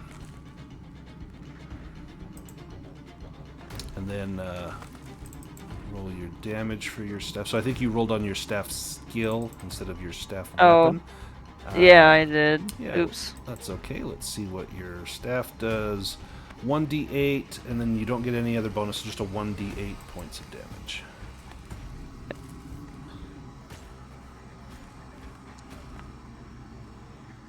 Oh. Oh, hey. All right. So he's going to take 4 once the chainmail reduces that. And he's going to splatter a little. Nice.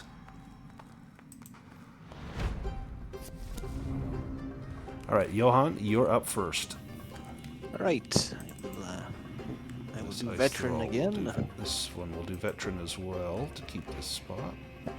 And then I would like to point my sword at this first thrall and call on the magic in Astrapi to do lightning flash. All right. I figure if the sword can't do any damage, at least maybe the spell can. So it costs me 4 willpower. Now And you no are cast- indoors, so it's actually going to cost you 8 willpower. Okay.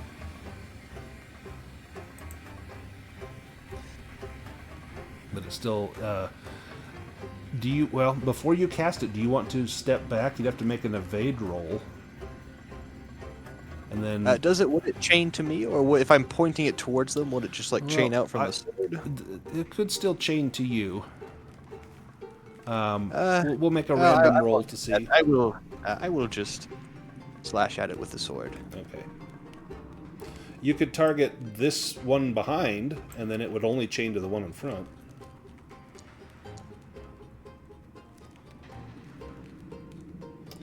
That will do. Let's see if that is enough to take him out. Oh, nope, almost. Sitting at 3 hit points. Ice Thrall number 2. Gonna lay into... Actually, it's gonna... no, it's gonna lay into Gotrek. It's almost got Gotrek down. Throws a slash right at your neck. And that's a miss. Raven, you're up. All right. Do you want to do a round rest and recover some willpower, or do you want to spend your hit points again? I'd have to do a round rest. So on your character sheet, yep, perfect. Nice. You got 4. That's enough for 2 level 1 spells or 1 level 2 spell on your next turn. Silent Storm, you're up next. All right. I'll pick up the axe. Nice. Let me give you Skull Cleaver. And that's my action. Perfect. Let me just put that on your character sheet. 1 second.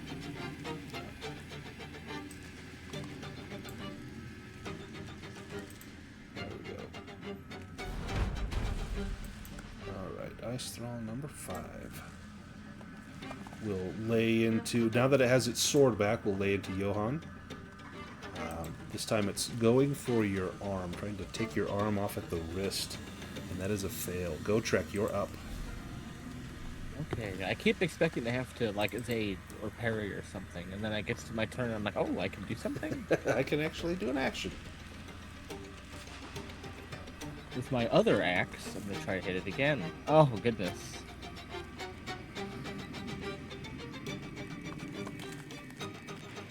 These guys, well, you know, they're not really that worthy, but we're still struggling. It's Gonna have to scary. do defensive. Please do.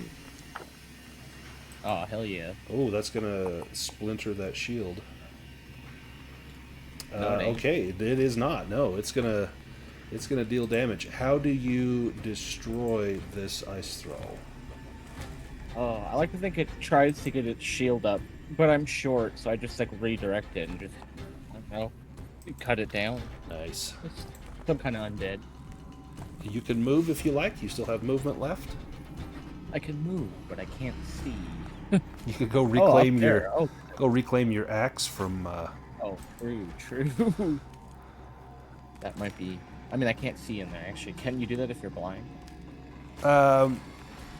You'd have to make an awareness roll. Worth a try. Oh, I'm angry. I forgot. Oh, jeez. Yeah, Oh, it's not on the table. You kind of pat around and like, oh, where's my axe? And it's not on the table where you saw it land. Star, you're up. Alright. I think Star will move up and cast Fireball.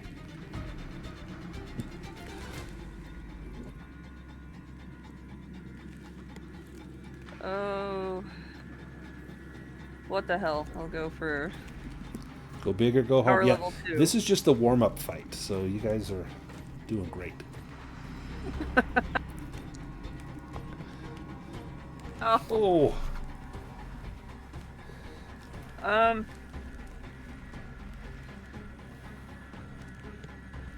Ooh. I will push that. Maybe disheartened. there we go. All right, roll damage. And is this at the one that's already wounded? Yeah. 6. He's gonna take. Oh, he's got 1 hit point.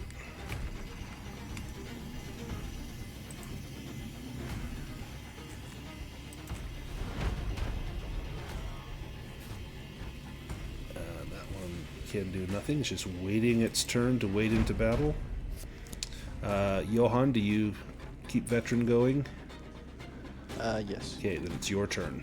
Guy in front of you sitting on 1 hit point.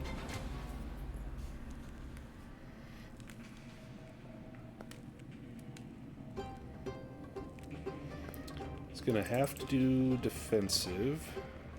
Nope, this shouldn't get through its armor. Oh, yeah. It's not... Well, it wouldn't know, because it would do defensive before it knew how much damage there was. So it's going to eat up some willpower. And then it will attempt to parry. If it succeeds, it can reposition you. Oh, nope, does not succeed. So you do clang off of it, but it's not enough to get through the chain. Star, you're up next. I'm gonna do a round rest. Perfect. So on your character sheet, there should be, I think it's below your hit points. It looks like a little plus, like a with like a person with like light streaming off of them, just under willpower. You click on that button and it will do the round rest for you. Nice. And then you can move if you like. Got 6 squares of movement. think I'll be good here for now.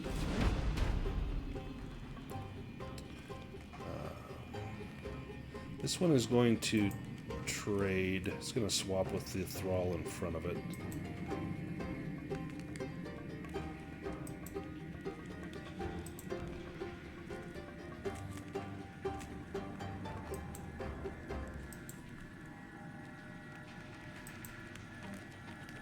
Alright, so this one is going to go after Johan. Johan has held his own here. It's going to try to topple you, though.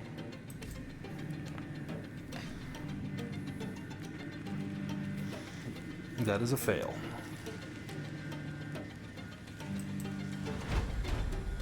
Alright, Gotrek, you're up. Goodness.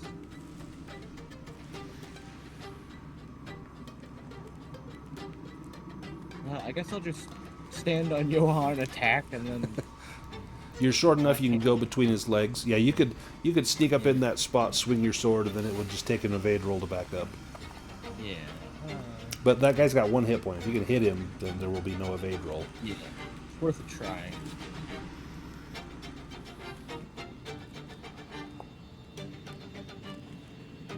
Oh, yeah.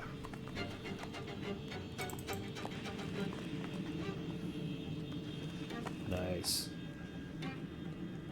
You hew this one right in half, split it down the middle. Now, if you want, you can move up into that spot, or you can back up and not take an attack.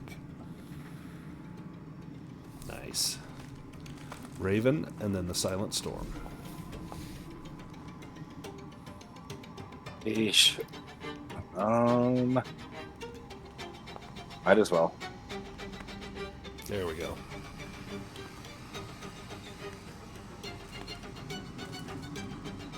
Nice.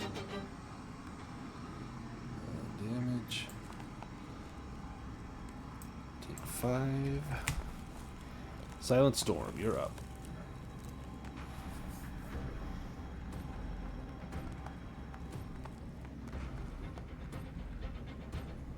Of course, you are almost in the dark here. You can just barely see. I'll come here. I'll pick up my sword. Perfect. That'll be it. Okay. Johan, you're up next.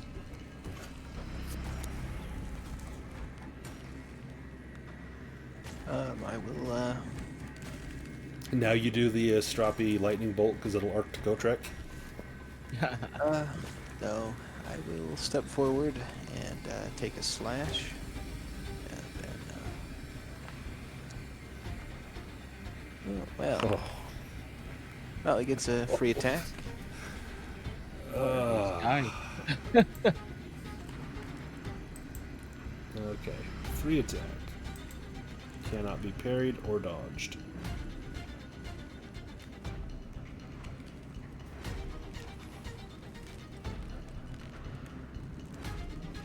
Let's see. Get you targeted.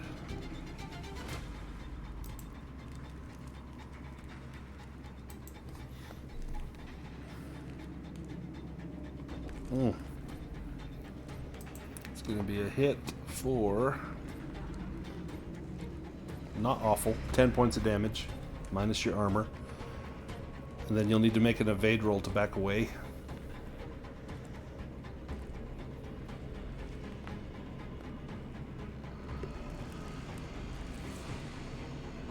Do you push it, or does he attack you again? There we go. There we go. Nice. Gotrek. That's initiative right there. Maybe.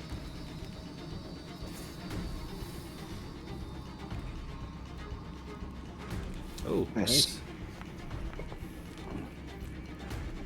Ooh. Let's see. Damage. Oh. Did you take out 3 or 4, Gotrek? 3, I think. That was The one- impressive. I don't know. I'm bad at math, but yeah, that was fun. They Yeah. did hurt me pretty good right away. You got wailed on that very first, the start, and we're down to like 2 hit points the whole time. Then they missed like 2 or 3 times. Wow. All right, so if anyone needs to do a round rest, you can do that. If you want to stop and do like a short 10-15 minute rest, a stretch rest, you can do that as well. It seems to be, at least this room seems to be safe. There's 2 ways in and out. You don't know if there's anything else lurking around in here, but I can make a roll to see if there is. Otherwise, you can do your stretch rest. And then if you do your stretch rest, you will remove 1 condition of your choice. Oh, that's a good one for Gotrek. Nice. Wow. If Gotrek's taking a stretch rest, I will actually attend to him. Okay. Oh. Ooh, good for Johan as well. So, was that a healing, and then you get an extra d6 Yep. of hit points or something? Yep. And then you just don't get any benefits from it because you spend the time helping him. Yeah. Well, I wasn't gonna take it anyway. Yeah. Nope. Nope. Sorry, Real. No. You're kind to try. Thank you. But I'm gonna pick up one of these shields Perfect. in the Morning Star. I just So yeah, you guys can get your gear back, and then there's going to be chainmail, small shields, and broadswords available. If anyone wants any of those, I can help you put them on your sheet.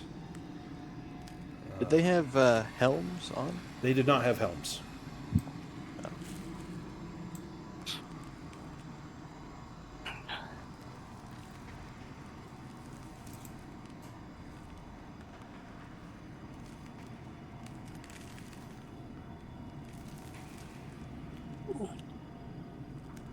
so Raven, you see it looks to be stairs leading down to the south.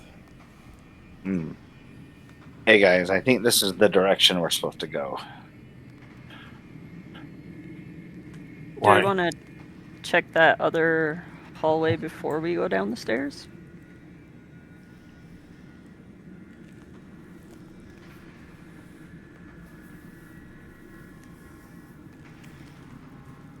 You want to hurry and go peek inside and see what's there? Yeah, I'll go do that. You'll need to take Johan with you. I think he's holding the light. Follow the blood. Right. So that room there that you see, you find chairs of ice. And you can see footprints in the chairs. It looks like this is where those ice thrall were stationed, and then they came to the aid of their sisters upon hearing the sounds of battle. Okay. Oh. Well, that was interesting.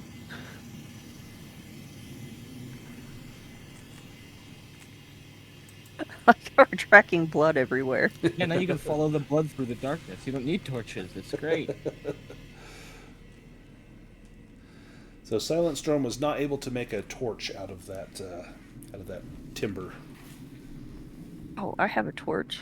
I should probably light it. I can light that for you so that you will have I got a it. source of light. Oh, perfect.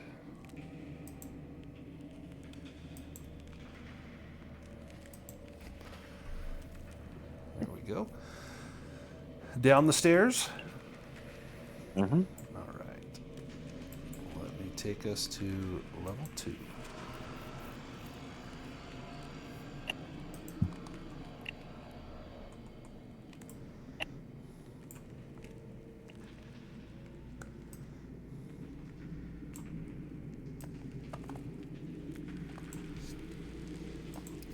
Get your torch back on here.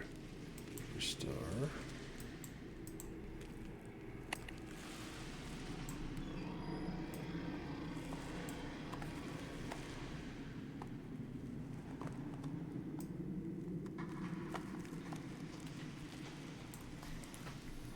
Perfect. Now, up ahead of you, Johan, you can see there is a chamber with a circular table, and there are 3 books and a map upon the table. The books appear to be in good condition, and they're bound in some strange animal hide. There is a red book, a green book, and a blue book.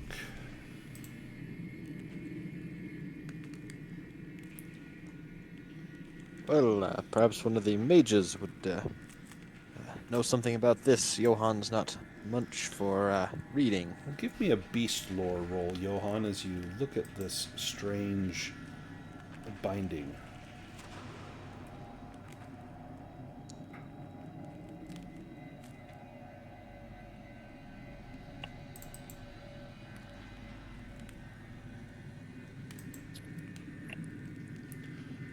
Do you want to push that or no? Definitely not. Okay. You don't know what sort of hide these might be bound in, but it does not feel like cow leather. The 3 books, they appear to be very expensive. The red book is called Myths of the Northmen by Muldorius. And let me add these to the chat if anyone wants to pick these up. Let's see. If Raven does a Myths and Legends, has she ever heard of these books? Yeah, give me a Myths and Legends roll. So you have heard of Myths of the Northmen by Muldorius. You know that anyone that spends a shift, roughly 6 to 8 hours, reading this book can put an advancement mark next to Myths and Legends. There is a green book that is called The Unseen Ways of Magic, and only someone with skill points in a school of magic, so it'd be Star or Raven, could understand this book. If you spend a shift reading this book, you can put an advancement mark next to any magic school and learn any magic trick from the general magic list. Oh, wow. That's Do you want that good one, Star? Can I take this one since you got the ring? Yep, absolutely. Yep, that's what I was thinking. And then there's The Wishing Well, author unknown. This one's written in Elvish, using Elvish script. I would need a languages roll unless we have an elf. I can try a languages roll. Yeah, give me a languages roll. I'm pretty good at languages as well. Well, so are you. Oh, there we go. This one, if you read this book during a shift, you can place an advancement mark next to performance. So Myths of the Northmen by Muldorius is good for learning myths and legends. The Unseen Ways of Magic is good for improving your magic as well as gaining a magic trick from the general list. And the Wishing Well is good for performance. The map on the table depicts the land of Yorheim, as well as parts of the untamed wildlands and the Frostwood. It contains notes about various factions and military strategies, but this map was made a long time ago, and many, well, the geography is correct. Many of the boundaries of kingdoms and principalities, they're long out of date. You know that, this family doesn't even own that forest anymore, and this whole area is now under the control of someone else. So this map has been here for a long time, probably about 50 years. Oh. Some collector would really like it. It might be worth something. Absolutely. Well, who wants the other books? Because I'll yoink one if they're not spoken So for. Star wants Like- the Unseen Ways of Magic. Yep, I already grabbed it. Perfect. So there's Myths of the Northmen, which would be to gain myths and legends, and then the Wishing Well would be good for performance.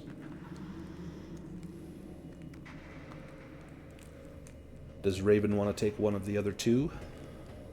Yep, Myths of the Northmen. By Muldorius. I'll And take who would want the Wishing Well? And it looks like I have a typo there. Let me fix that typo.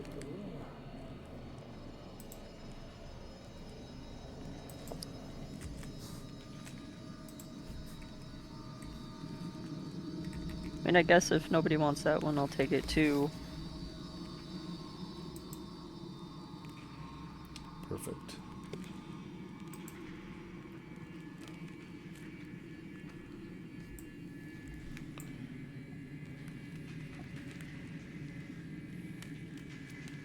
So should I just grab that one too? Yeah, I can go ahead and take that one.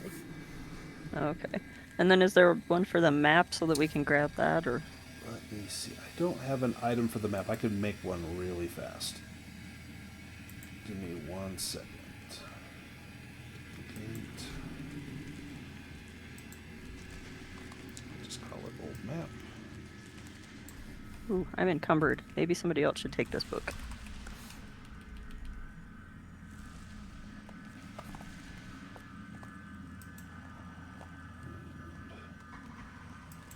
Just adjust this description. If you check the checkbox on your inventory, it should unencumber you.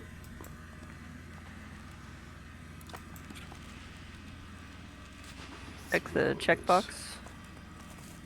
Yeah, so the one it's underneath the weight and it has the little shirt. You should see checkboxes there. Oh, yeah. If you check it, it should remove the number 1, and then you should see it subtract 1 from Yeah. your encumbrance. So for sure, your Oh, okay. staff would go to equipped weapons. Your Right. your orb and you'd use that for magic, and then let's put the.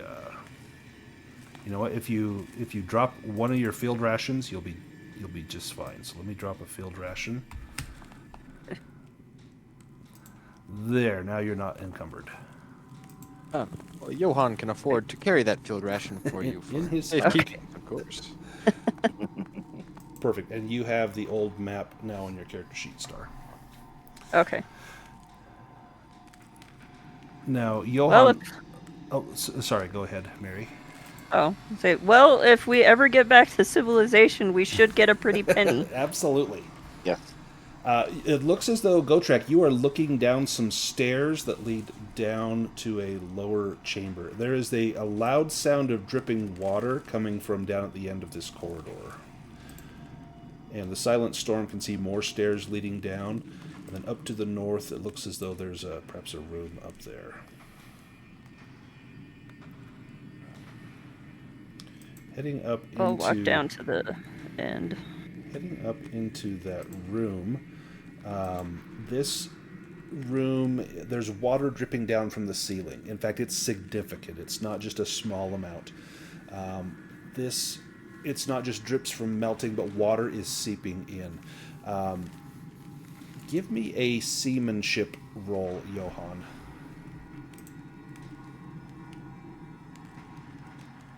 Yeah, and Silent Storm, give me a spot hidden roll.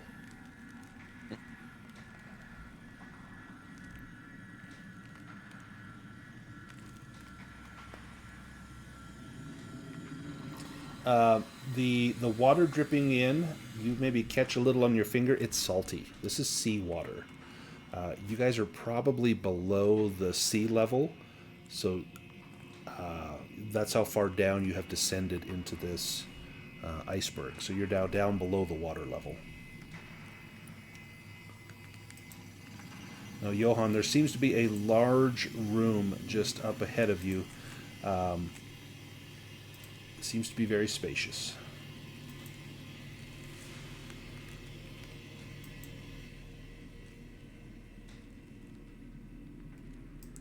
All right, let me tell you what you see here.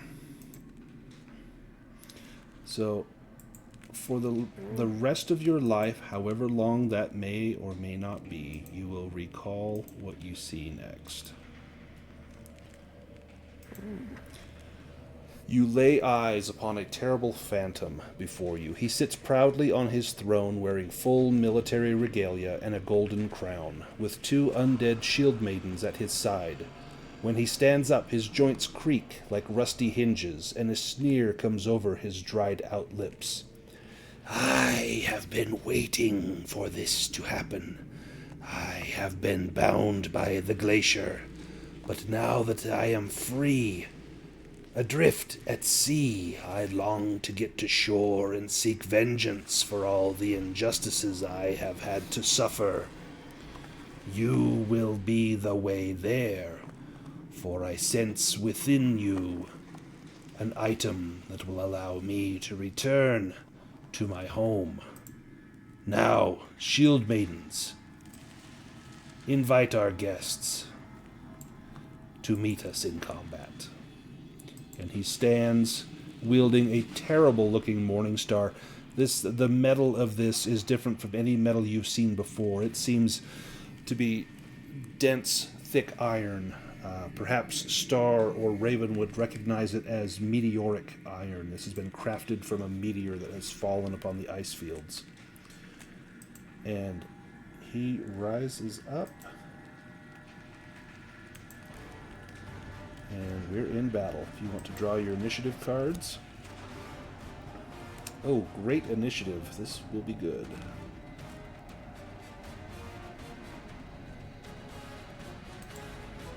Star, you go first.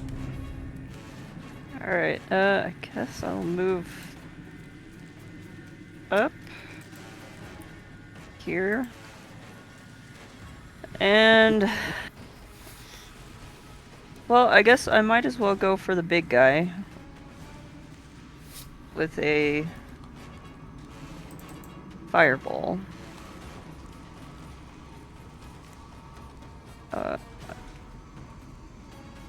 I'll go with power level 1 for now. Okay. Nice.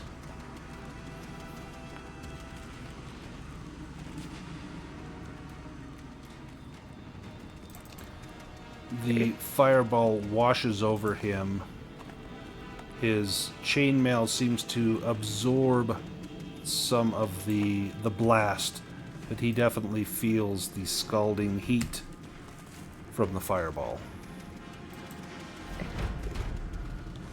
He rises to his feet and stomps, his joints creaking with every step, up towards Gotrek.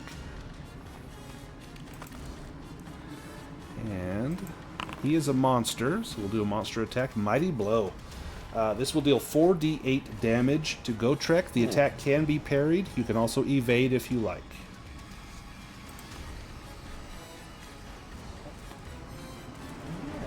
I will try to evade this. This could probably That's a lot outright of kill hits. you or destroy your weapon. Yeah. And we have not had good die tonight.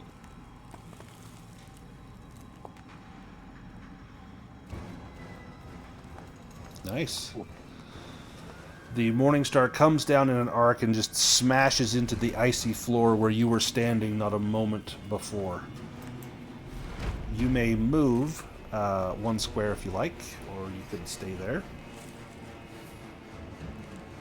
Ooh. I can't really move backwards, so... Whoa.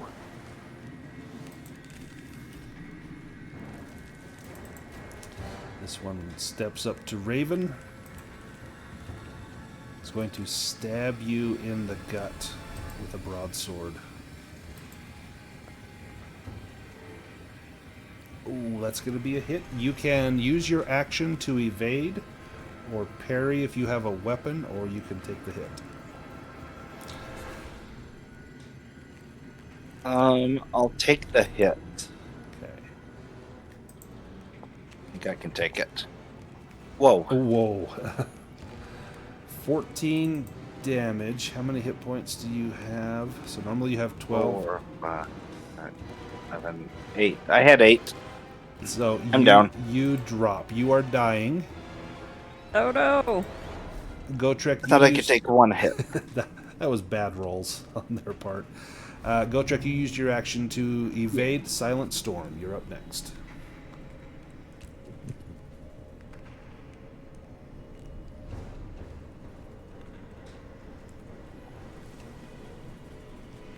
Step up. See the pool of blood over here. And try to get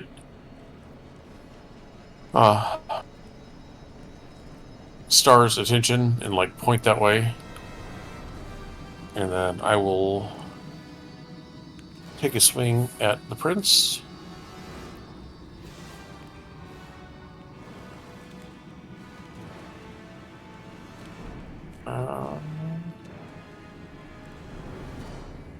I think I'll try to find a weak spot.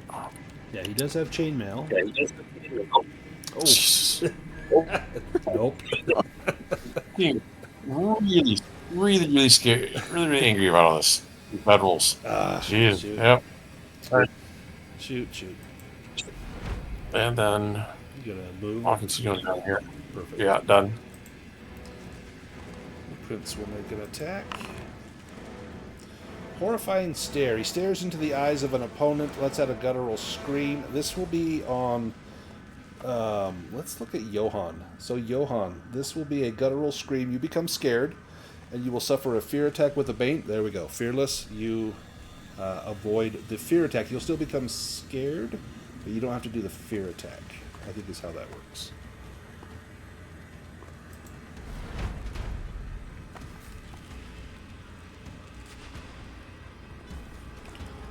Ice Thrall comes up, blaze into the silent storm. Won't be silent much longer when this blade goes right into your lung. It stabs into you and fails. Johan, your turn.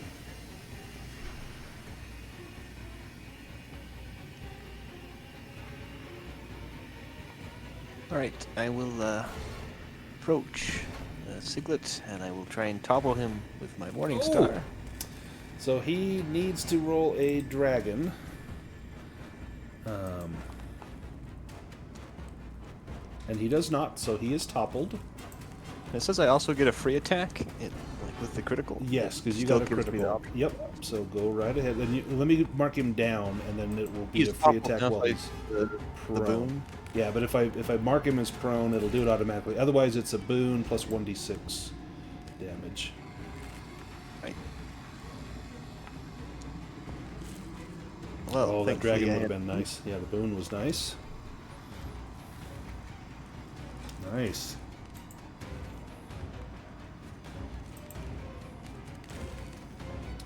Excellent hit. Do you move at all? No, I will stay here. Raven, you have two options. You can try to rally yourself. It's a will roll with a bane. If you do, you'll pop back up on your feet, and then you'll immediately make a death save, and that's the end of your turn. And then you'll continue to make death saves, because you're still dying, but on your next round, you'll get to do an action. Or you can just make your death save, because you do still have an enemy right next to you. Yep, I'll just do a death save. Okay, so then on your character sheet, I think there's a button for death save. Oh, that dragon would have been spectacular, but it takes the 19 because you must be sickly. Yep, there's a fail. So there's a fail. Prince Siglet. Nice. That's good for him, so he's going to get back up.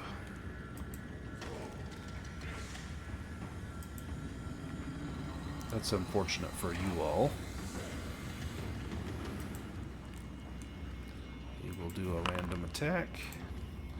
Unbearable Cry. So everyone within 10 meters, so this won't be Raven. Everyone else needs to make a... excellent, except for Johan, needs to make a will roll. Otherwise, you will suffer fear.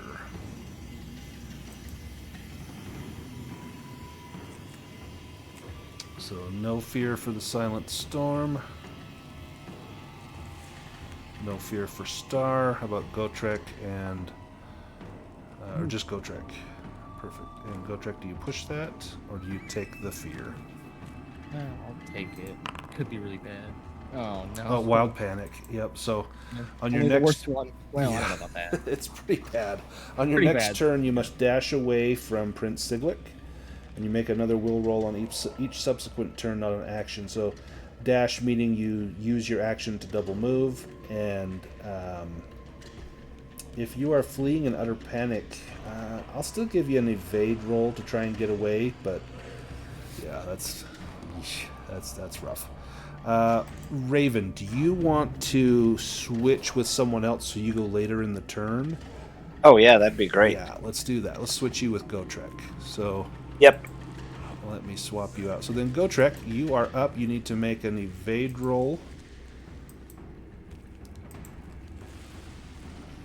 Oh, okay. You definitely get away. You need to double move, and then give me a will roll. Since you got a dragon, give me a will roll with a boon to see if you can stop running. I think I can leave the entire chain. You get all the way up there. Reach the stairs, yeah. It can get there. She's like, I'll come for help. And you just start running away. I'm blind too, so I don't even know if how You're that just works. randomly just bumbling around. Yeah, you can stop probably right there. And then give me a will roll with a boon.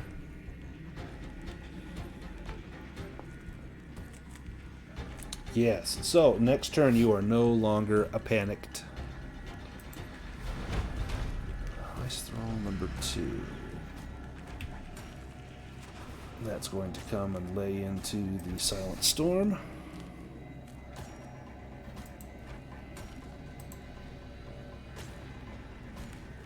Going to stab you in the gut.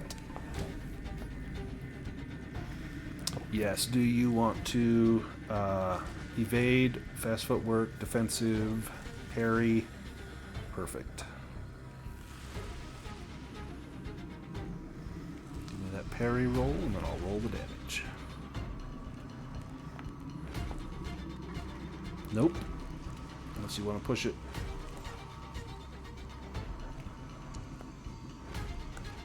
There we Nice. go.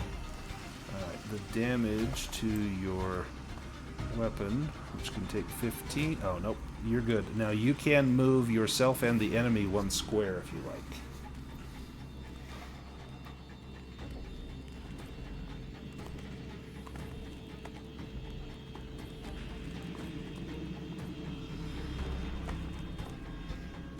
No, I got in the middle for a reason. Perfect. Star, you're up. Alright, I am gonna... Now you could, this is where you could do a healing roll on Raven. You'd have to get over to Raven, but then a healing Yeah, that's roll what I would was gonna do. stop Raven from making death saves. If you have bandages, then it's a straight roll, otherwise it's with a Bane. Oh, that wall's blocking my way. Okay. There we go. I will do a healing roll. Thank you. Thank you. I don't think I have any bandages. Nope, so it will be with a Bane. Oh.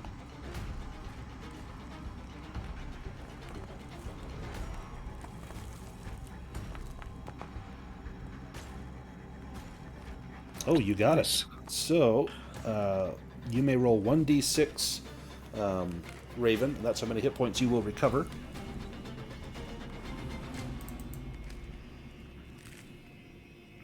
Two Sweet. hit points. Thank you. Excellent. Yep. And let me get rid of that. Yeah, get rid of that failure. There we go. Perfect. Then, Johan, you're up next. Right. I'm not going to topple this time because he has an Yeah, attack. he goes after it. next. So yeah. Do you want to switch and make him go before you, in case you need to parry or evade? Yeah. Because you can switch with an enemy. You can switch with an ally or an enemy. No, I'll switch with him. Okay. So let me switch. He will go first. That gives you at least the option to know if you need to change here. Let's see. With Siglet number 7.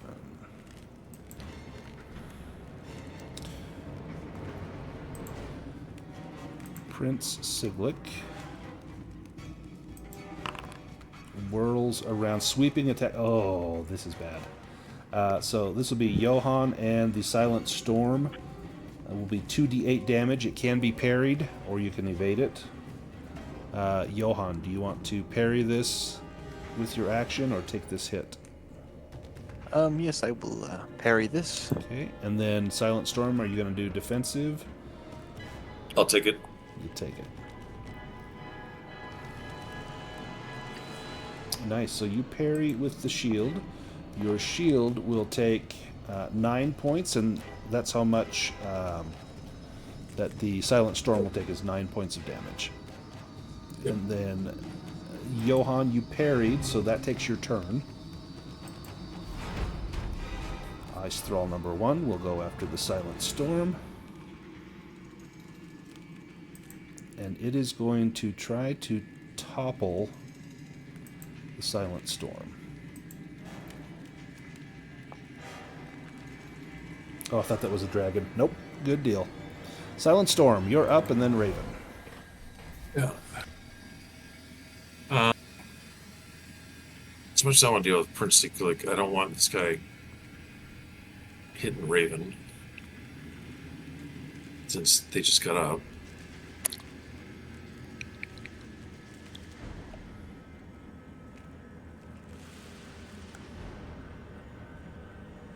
Jeez. Oh, man. It's been a rough day. This has been some of the worst rolls we've ever had in a game. Nice. Nice.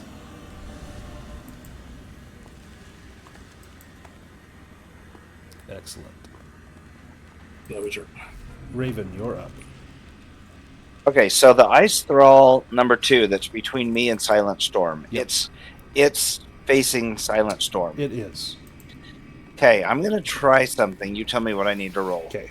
I'm going to step up right behind it and try to time it to where I can grab its sword, and I'm going to cast Shatter. Ooh. Okay, so as the blow comes in, so I'll give you a casting roll, maybe with a Bane, to try and get it on that sword. Okay.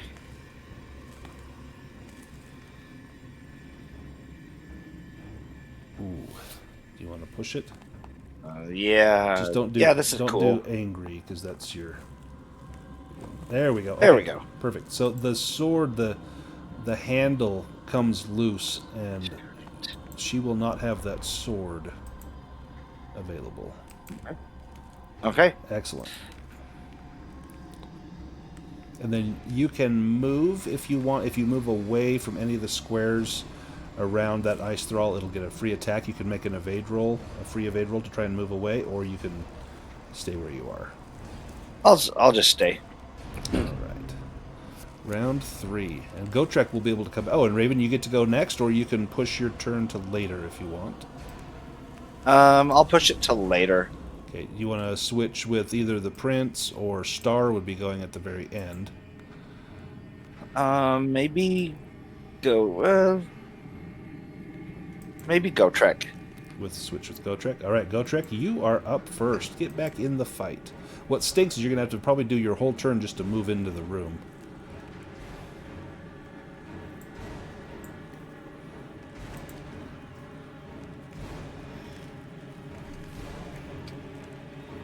Yeah, that was brutal. That took you out of 2 turns. Silent Storm, you're up. Well, I haven't had enough bad rolls tonight, so I'm going to find the weak spot. Just asking for it. Ooh, okay. There we go. Might have cost myself a dragon, but I don't care anymore. Let's do it. Nice. Good thing I found it. Yeah, so let me do damage with no armor. Let's see. Gotrek needs mouse better. My mouse is about to die any moment now. I am convinced it's going to happen. There we go. Huge wound. That Ice Thrall is down to 3 hit points. Johan, you're up next. Well,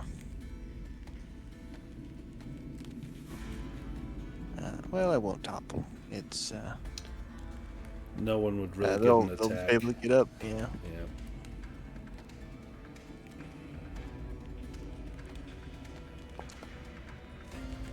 Yeah. Ooh. Okay. Double damage. Yeah, I'll do double. Oh my gosh. 25. All right. That might turn the tide here. He splatted. Oh, the tide is turning. Does Johan move? No, he will stay here. Okay. Ice Thrall number 2. This one does not have a sword. Is going to shield bash the Silent Storm.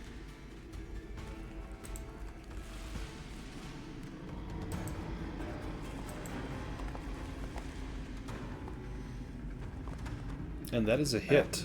Silent Storm, do you parry that?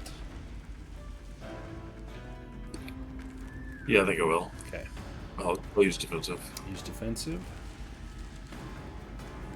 Oh. Abilities. Defensive. Yes. In here. Target there. Oh, no. Target there. Parry. Roll. Nice. Let's see the damage to your shield. You clang shields, and yeah, not enough to damage your shield at all. Nice throw number 1. Sometimes you bash my shield bashes back. This one is... It's going to try to topple Silent Storm.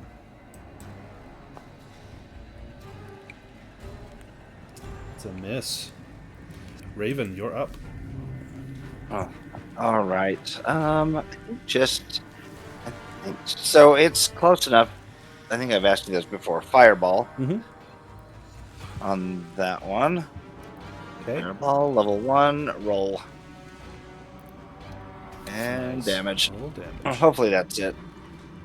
5. The problem is the chainmail armor will block. Yeah, it's down to 2 hit points. Chainmail armor is going to block some of that, but it does take a point of damage. Okay, fair enough.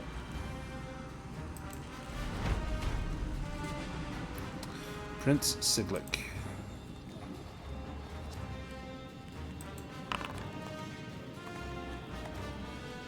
Unbearable Cry. Everyone must make a will roll or take a fear attack.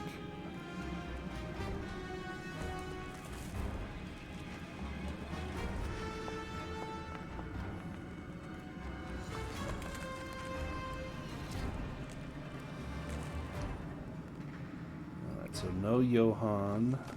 Yes to Raven. Oh, is this with a Bane? Not with a Bane. But if you have Scared, then it will automatically be with a Bane.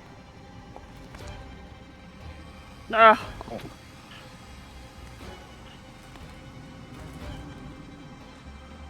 So I think it's going to be everybody... Oh, nope. There we go. Not Gotrek and not Johann. Let's see what it is. If it's Wild Panic, this could be deadly. Panting. Oh, so you all become exhausted. That's pretty bad for the fighters.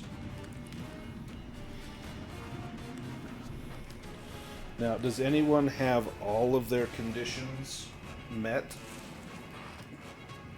Nope. Because something happens if all your conditions are met. Yeah, exhausted just filled my bingo card.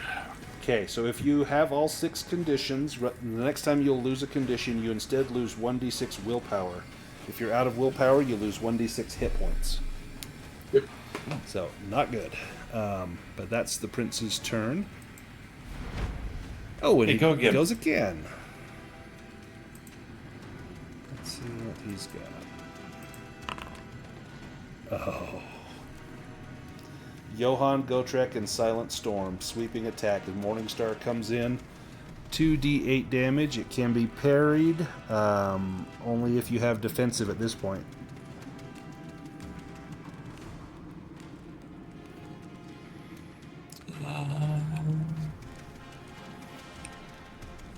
Or shield block. You'd have to have shield block to... Well, Or, shield no, block. yeah, that's only for a monster, but this one can already be parried, so... That'd be defensive. Yeah. So defensive is the one. Or fast footwork if you have it. Yeah, I'll take it. Okay. 6 damage to Johann, Gotrek, and Silent Storm. That could have been worse. Star, you are up. okay. I am gonna...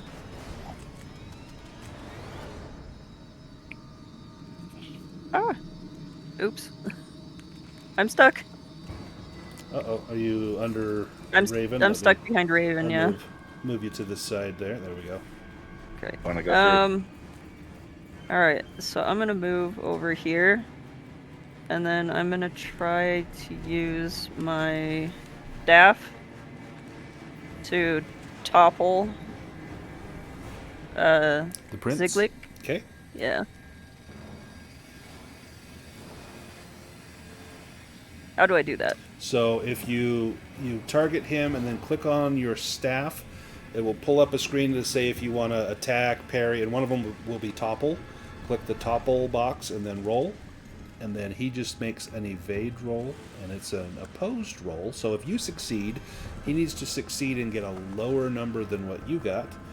But if you fail, then he doesn't need to do it. If you succeed and he does not fail, or he does not succeed, then it's you topple him. So essentially, you just need to roll, and then if it's a success, he will make an evade roll. Okay. This is not giving me. Not giving So if I you. click on my staff, it's supposed to give me an attack. Yeah, so like from your main page, like where it has your weapons, if you click on left click staff. Oh, there we go. Okay. Yeah, then choose Oh. action. One of them will be parry, and then that should do it. You mean topple? Or topple, yeah. Sorry. I'm glad one of us knows what we're doing here. Yeah, topple. All right. Okay, Nice. so he needs to beat an 8 with an evade roll. Otherwise, he drops. Does he he get a does. bane from his chainmail? Because he has chainmail. That usually gives you a bane on evade rolls. It does. Let me re-roll that for him.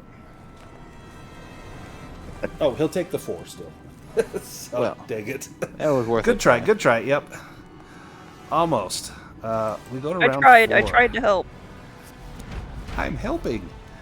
You did great. It just didn't quite do what we needed it to. This one does not have a sword. It has a shield. It's going to bash at Star as Star sneaks in and tries to topple its master. It's going to bash you with a small shield. Oof.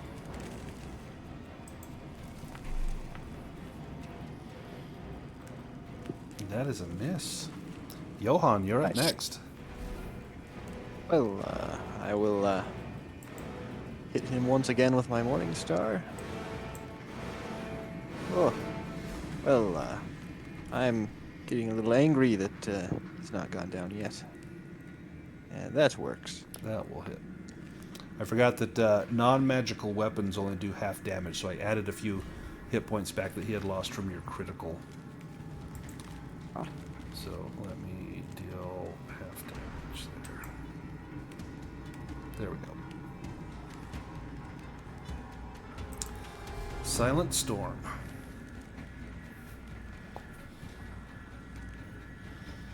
And yeah, no conditions, no way to push that. Prince Siglick. Hand of Death. He raises his hand in a gesture that causes an opponent within 10 meters to be flung back 2d4 meters through the air, landing prone. The attack inflicts the same amount of damage and cannot be dodged. It's going to do Star, because you did try to topple him. You cannot dodge this. You're going to be thrown back 5 meters, which is 3 spaces. And you will take 5 points of damage.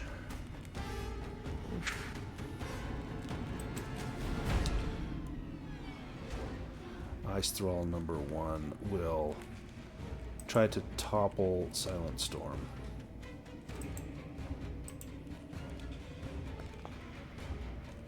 Oh, no, it will not.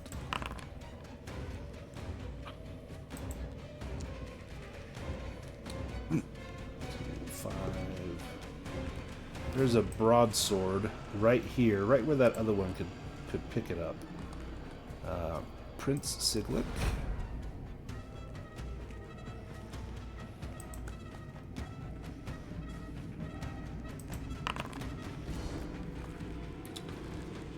Stares into the eyes of... Okay, I'm going to do this randomly.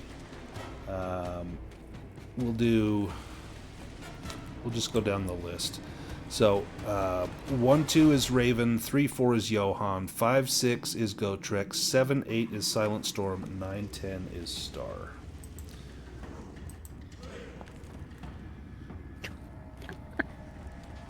Star.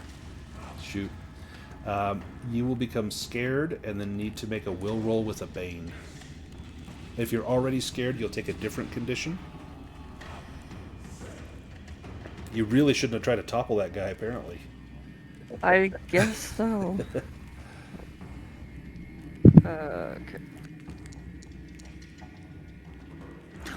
Oh, gosh. Okay, let's see what the fear result is. Panting, so you will be exhausted. If you're already exhausted, you'll take another condition. Okay, And a cat panting is never a good sign. that is true. That usually means they're in some severe distress. Star, it's your turn. Alright. I think at this point, I'm just gonna go all out with a fireball. Oh, sweet. So I'll do a power level 3 fireball. Oh, at the boss? Oh, Yes. If you can Nice. hit him, he takes full damage from fire.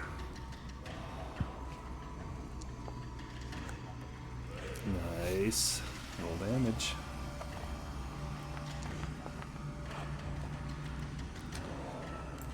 Let's see if that's enough. His armor will block some of that. Oh, no, not... Oh, he's on 1 hit point. Oh. Dang. No. Nice. Go Trek. She served him up to you on a silver platter. That feels messed up. Well, I don't want to die, so... Well, I mean, Oh. the funny thing is, Gotrek really does want to die. Right. But, yeah. And this axe is not magical, so it does half damage. Oh, my goodness. Yes. That may not be enough. Well, it should be. Oh, yeah, he's on 1 health. I was like, wow, yeah, that's pretty low, but... Uh-huh. No, he took 0. Why did he take 0? Hang on. That's not right. That would drop it by 4. That would be 3. And it should drop it by 2 because it's slashing against chain. I think that's... Unless that drops it by 3. Sorry, let me grab this real quick.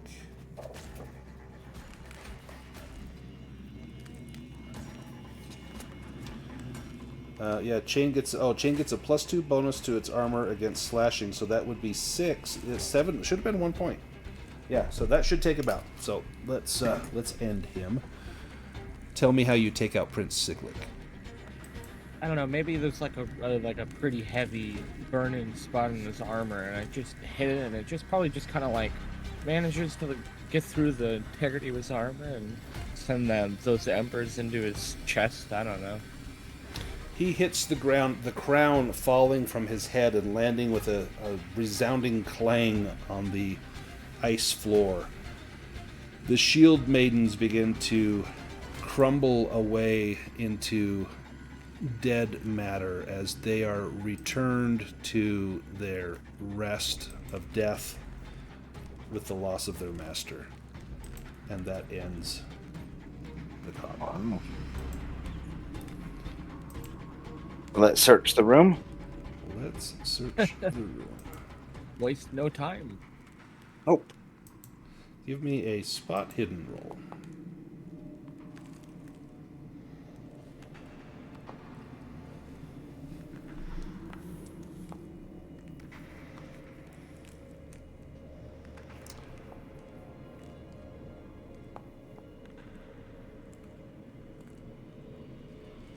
Alright, Raven Star. You find the prince's crown. It is not anything magical, but it is worth 120 gold coins. It could be melted down or it would be sold for more than just the spot price of the gold.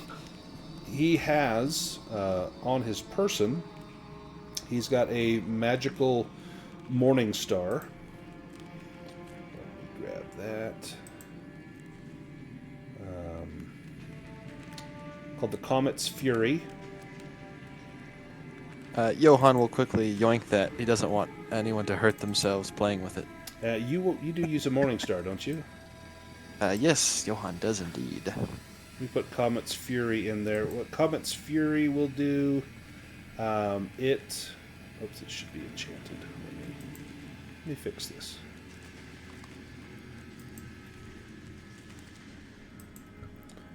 There we go. It's enchanted, and it allows you to cast the Frost spell at level 2.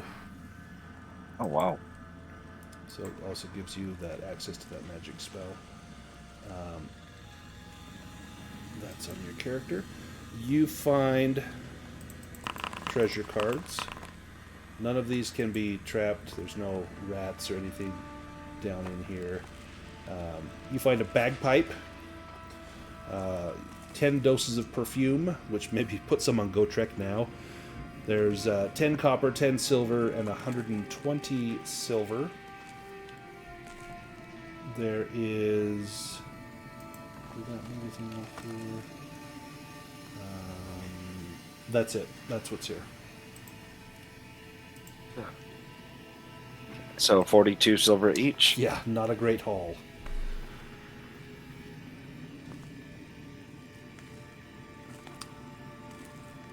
Although, we can take the chainmail with us, and I believe a single suit of chainmail is worth something like 50 gold or so.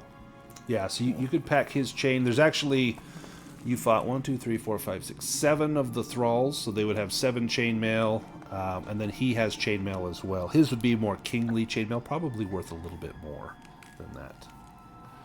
The Silent Storm's already taken one of those. Nice. Can I go grab the sled so that we can carry all this stuff? Yes, fantastic idea. So you could take turns kind of hauling it up, putting it on the sled, pulling the sled out. Let me take us back to the Iceberg.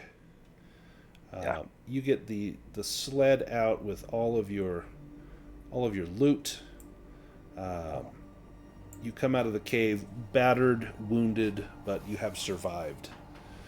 You are still trapped on this iceberg, adrift at sea, and as you come out of the cave, you see Grinlurk looking from his igloo, hands on his hips waiting to be fed. Did we snag those fish off the table? Yeah, you could absolutely get the fish. Okay. They are frozen, but you don't think he will mind. Have you got my meal? All right. We have vanquished all of the foes in the cave. I guess Raven wouldn't sound like that. Your voice is very deep. Yes. We have vanquished all the foes in the cave, and this is the spoil of our victory. And I will toss him the 2 fish. And he catches them in his hands. His eyes light up. This is the best kind of silver there is. Not the kind you melt, but the kind you boil or fry.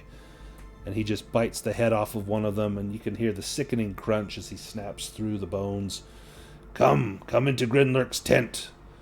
And he points at his igloo. It's kind of curious he would call it a tent. Come inside. Rest yourselves.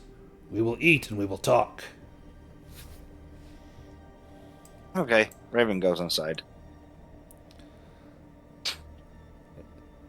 Everyone else go inside? Yeah, I'll sit next to the door. Just in case. It is, it's not warm in here. He does not really want a fire or any heat, but it's out of the wind, which is nice. And once inside, it's pretty meager. And he tells you his story, that he was living on the glacier, and then one day the glacier cracked, and this large chunk flowed out into the sea, and he was therefore trapped. And he has made the best of his time here. He tells you he's been here for 26 moons, but he is growing weary of his island. And seeing you arrive here, he knows that there must be more out in the world than just the bleak expanse of ocean with no hope of his survival.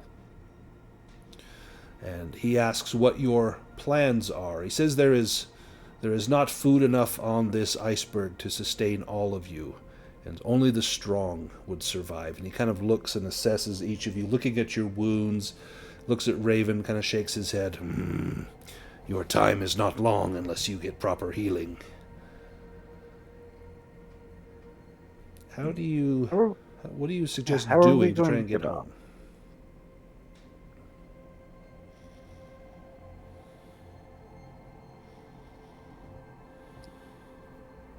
I mean, you regenerate, don't you, as a troll? That I do, but I still grow hungry. Well, I mean, I'm just saying we could, like, cut your fingers off, and then we could eat those, and then you would grow them back. I not like this plan. This is why I'm playing a silent character. Turns out the only language you speak is Ice Troll. He will keep you around just for that, just to tell stories. How may Grinlurk help you to reach your home?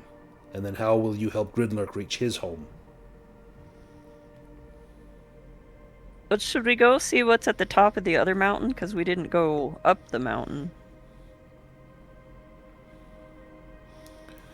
I have been up there. There is nothing to see for miles around. As far as the horizon, there is but water. Now and then the spout of a whale. I have seen no sign of ships passing.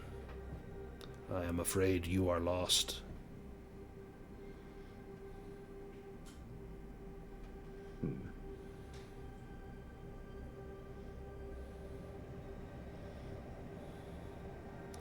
One thing that you are all keenly aware of is the fact that there's very little wood on this iceberg and that you guys will eventually freeze without being able to burn. You could burn the wreckage of your boat, maybe that sled, anything else in the cave that might burn, but you definitely can't stay here. Well, I can keep us warm using my spells, but we will starve.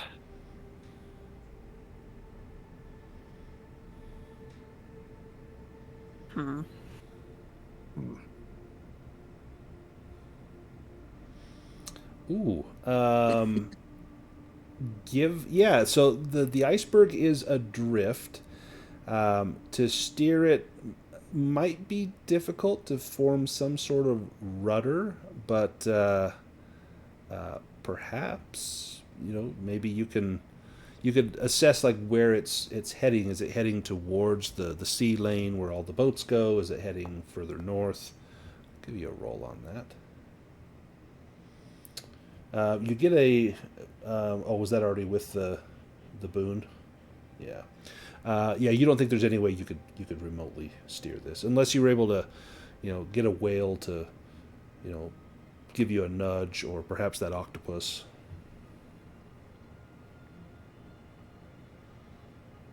What treasures did you bring up from the cave? Show Grinlurk.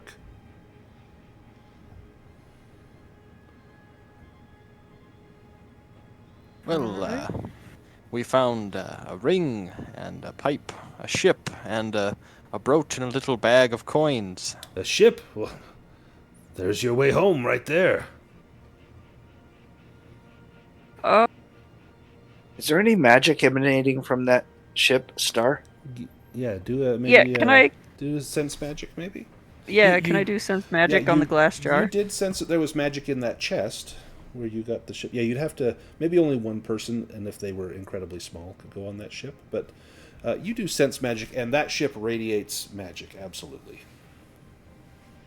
Ah. See.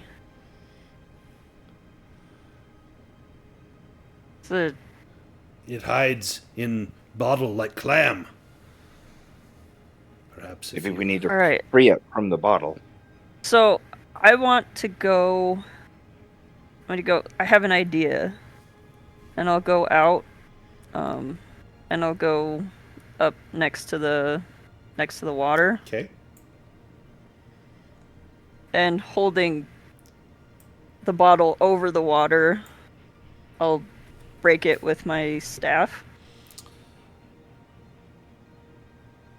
You break the glass with your staff. There's a cracking sound. The ship plunges down into the water just a fraction of an inch, and then it starts to bob, and then it begins to grow. and it grows and grows, getting larger and larger until it is just as big as the Storm Rider that you brought here. That small miniature ship in a bottle has been shrunk by some powerful magics, and you now have at your disposal a great ship, large enough that it could even carry Grinlurk. And he steps back in amazement. Oh, I am glad I did not eat you. You carry great magics. All Well, right. since you Everybody didn't eat up? us, I guess we can carry you to wherever you want to go. I wish to go northward. Take me home. I offered you shelter here and did not eat any of you, and so it is only right that you take me home. Grinlurk is strong. I can set sails. I can pull ropes. I can lift anchors. I can breathe heavily into sails to make the ship go. I can pull sled onto ship. And Okay.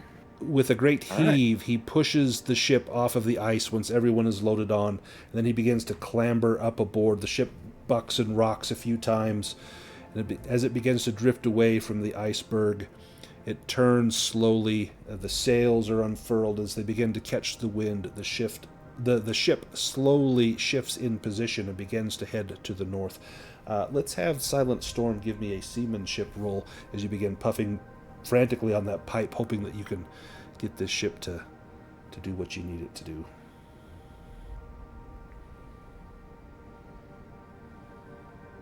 He's still a little pissed, just so you know. Grinlurk believe in you. The real treasure is friends we made along the way. I can't tell you that I really am looking forward to a trip with a heavy breathing ice troll, But he's standing there just breathing into the sails, trying to get them to go. yeah, I guess I'll push that. That's pretty good. That's not quite good enough. It get worse. No, that's worse.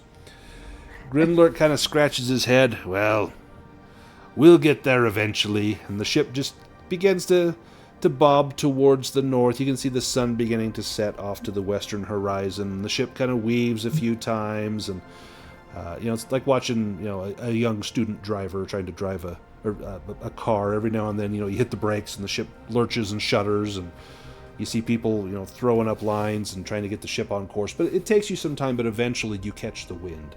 And the ship takes off, and Grinlurk stands up at the bow like on Titanic, his arms outstretched. Grinlurk, king of the world! As the wind blows mightily. And Nice. as we close the silent sea, you've got your pipe in hand, you take a deep draw, and as you exhale, you say something. What do you say? Me, nothing. No. You open your mouth as though to speak, and then you think, nah, and you close it and go back to the pipe. And that's where we will end the session. You made it off of the Iceberg of Horrors. Everyone can do a full rest, so that's the biggest rest on there, which recovers everything, and then we'll get to do some character improvements. And so everyone, if you go to your skills page on your character sheet, any dragons or demons that you have already rolled will show up in the little white check boxes as little up arrows. Wow, I'm looking at GoTrek. You already have like 5 already marked. That's impressive. Oh, I clicked. Oh, you already clicked on some? Okay. Yeah. And I had then- like 3. Nice. And then so everyone can choose 5. Normally in Dragonbane there's a questionnaire. Let's just read the questionnaire real quick and see if any of these apply. And if they do, then you would improve your skills. It averages out to be about 5. In fact, for the solo game, it says just take 5, and so that's kind of what I have done. But there is a questionnaire. Now, of course, I can't find it.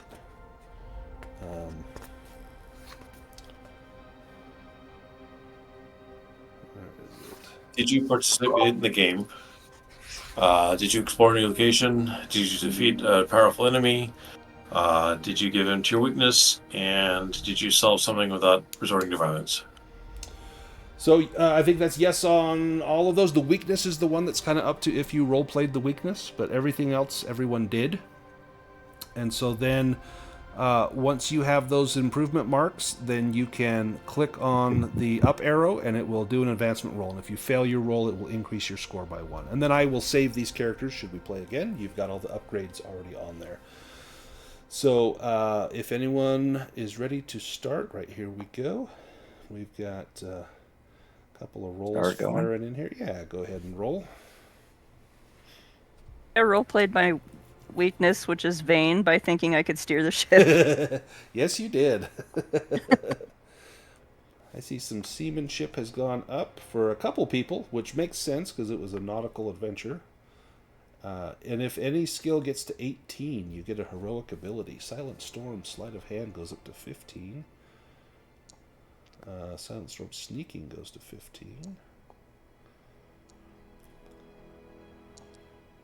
Gotrek's Hammers went up.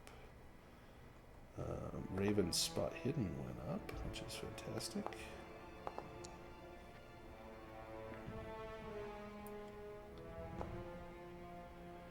And Gotrek is getting the short end of the stick here on improvements. Yeah, you can't win them all. Nope.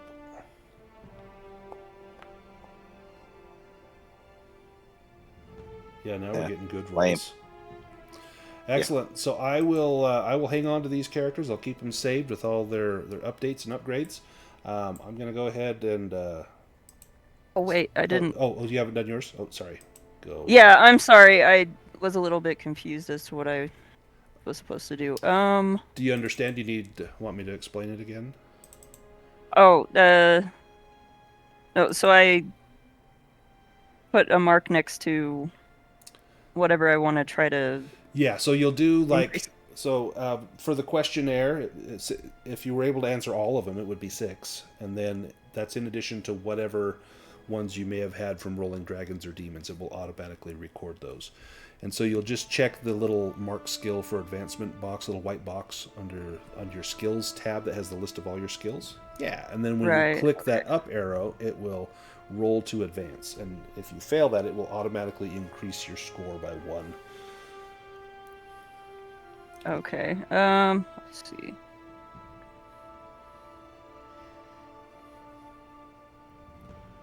So I did get 6 because I answered all of them. You did. Right? Yep. Okay, so I got 1, 2,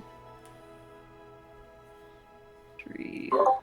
I'm up here at Chaos Con in Michigan, and I got a game in the morning, so I'm going to sign off. Oh, okay. Reese, thanks for joining. Have a blast, and say hi to all the people there. They don't know me from Adam, but tell them I said hi.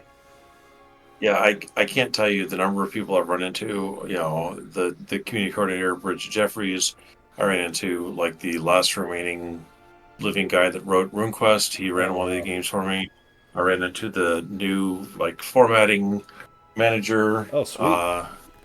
So I mean, it just was Seth Skorkowski there. I saw him doing a book giveaway. He was here. He did do some book giveaways. I didn't run into him. There was a guy doing like Pastor Hester. Oh, sweet. Doing the 70s rock to Cthulhu theme stuff. That's awesome. It was definitely worth the hour of just sitting there going, "Oh God, I can't believe I'm listening to this." But it was a good time, and I mean, Con is a lot of fun. So yeah, I'd love to go one day. I will. Yeah, I'll catch you guys next time. Awesome. We'll see you, Reese. I'll see you this weekend. All right. Looks like Star upgraded nothing. Yeah, I managed to fail everything. Yeah. Well done. Now the rolls are good. I'm going to go ahead and stop the video here. I'm going to get this posted ASAP so you guys can relive the excitement of all the bad rolls that we had. And hopefully I'll get to play with all of you again soon. I know I've got games tomorrow. In fact, 2 Call of Cthulhu games with some of you. And then I will see some of you on Sunday. And then...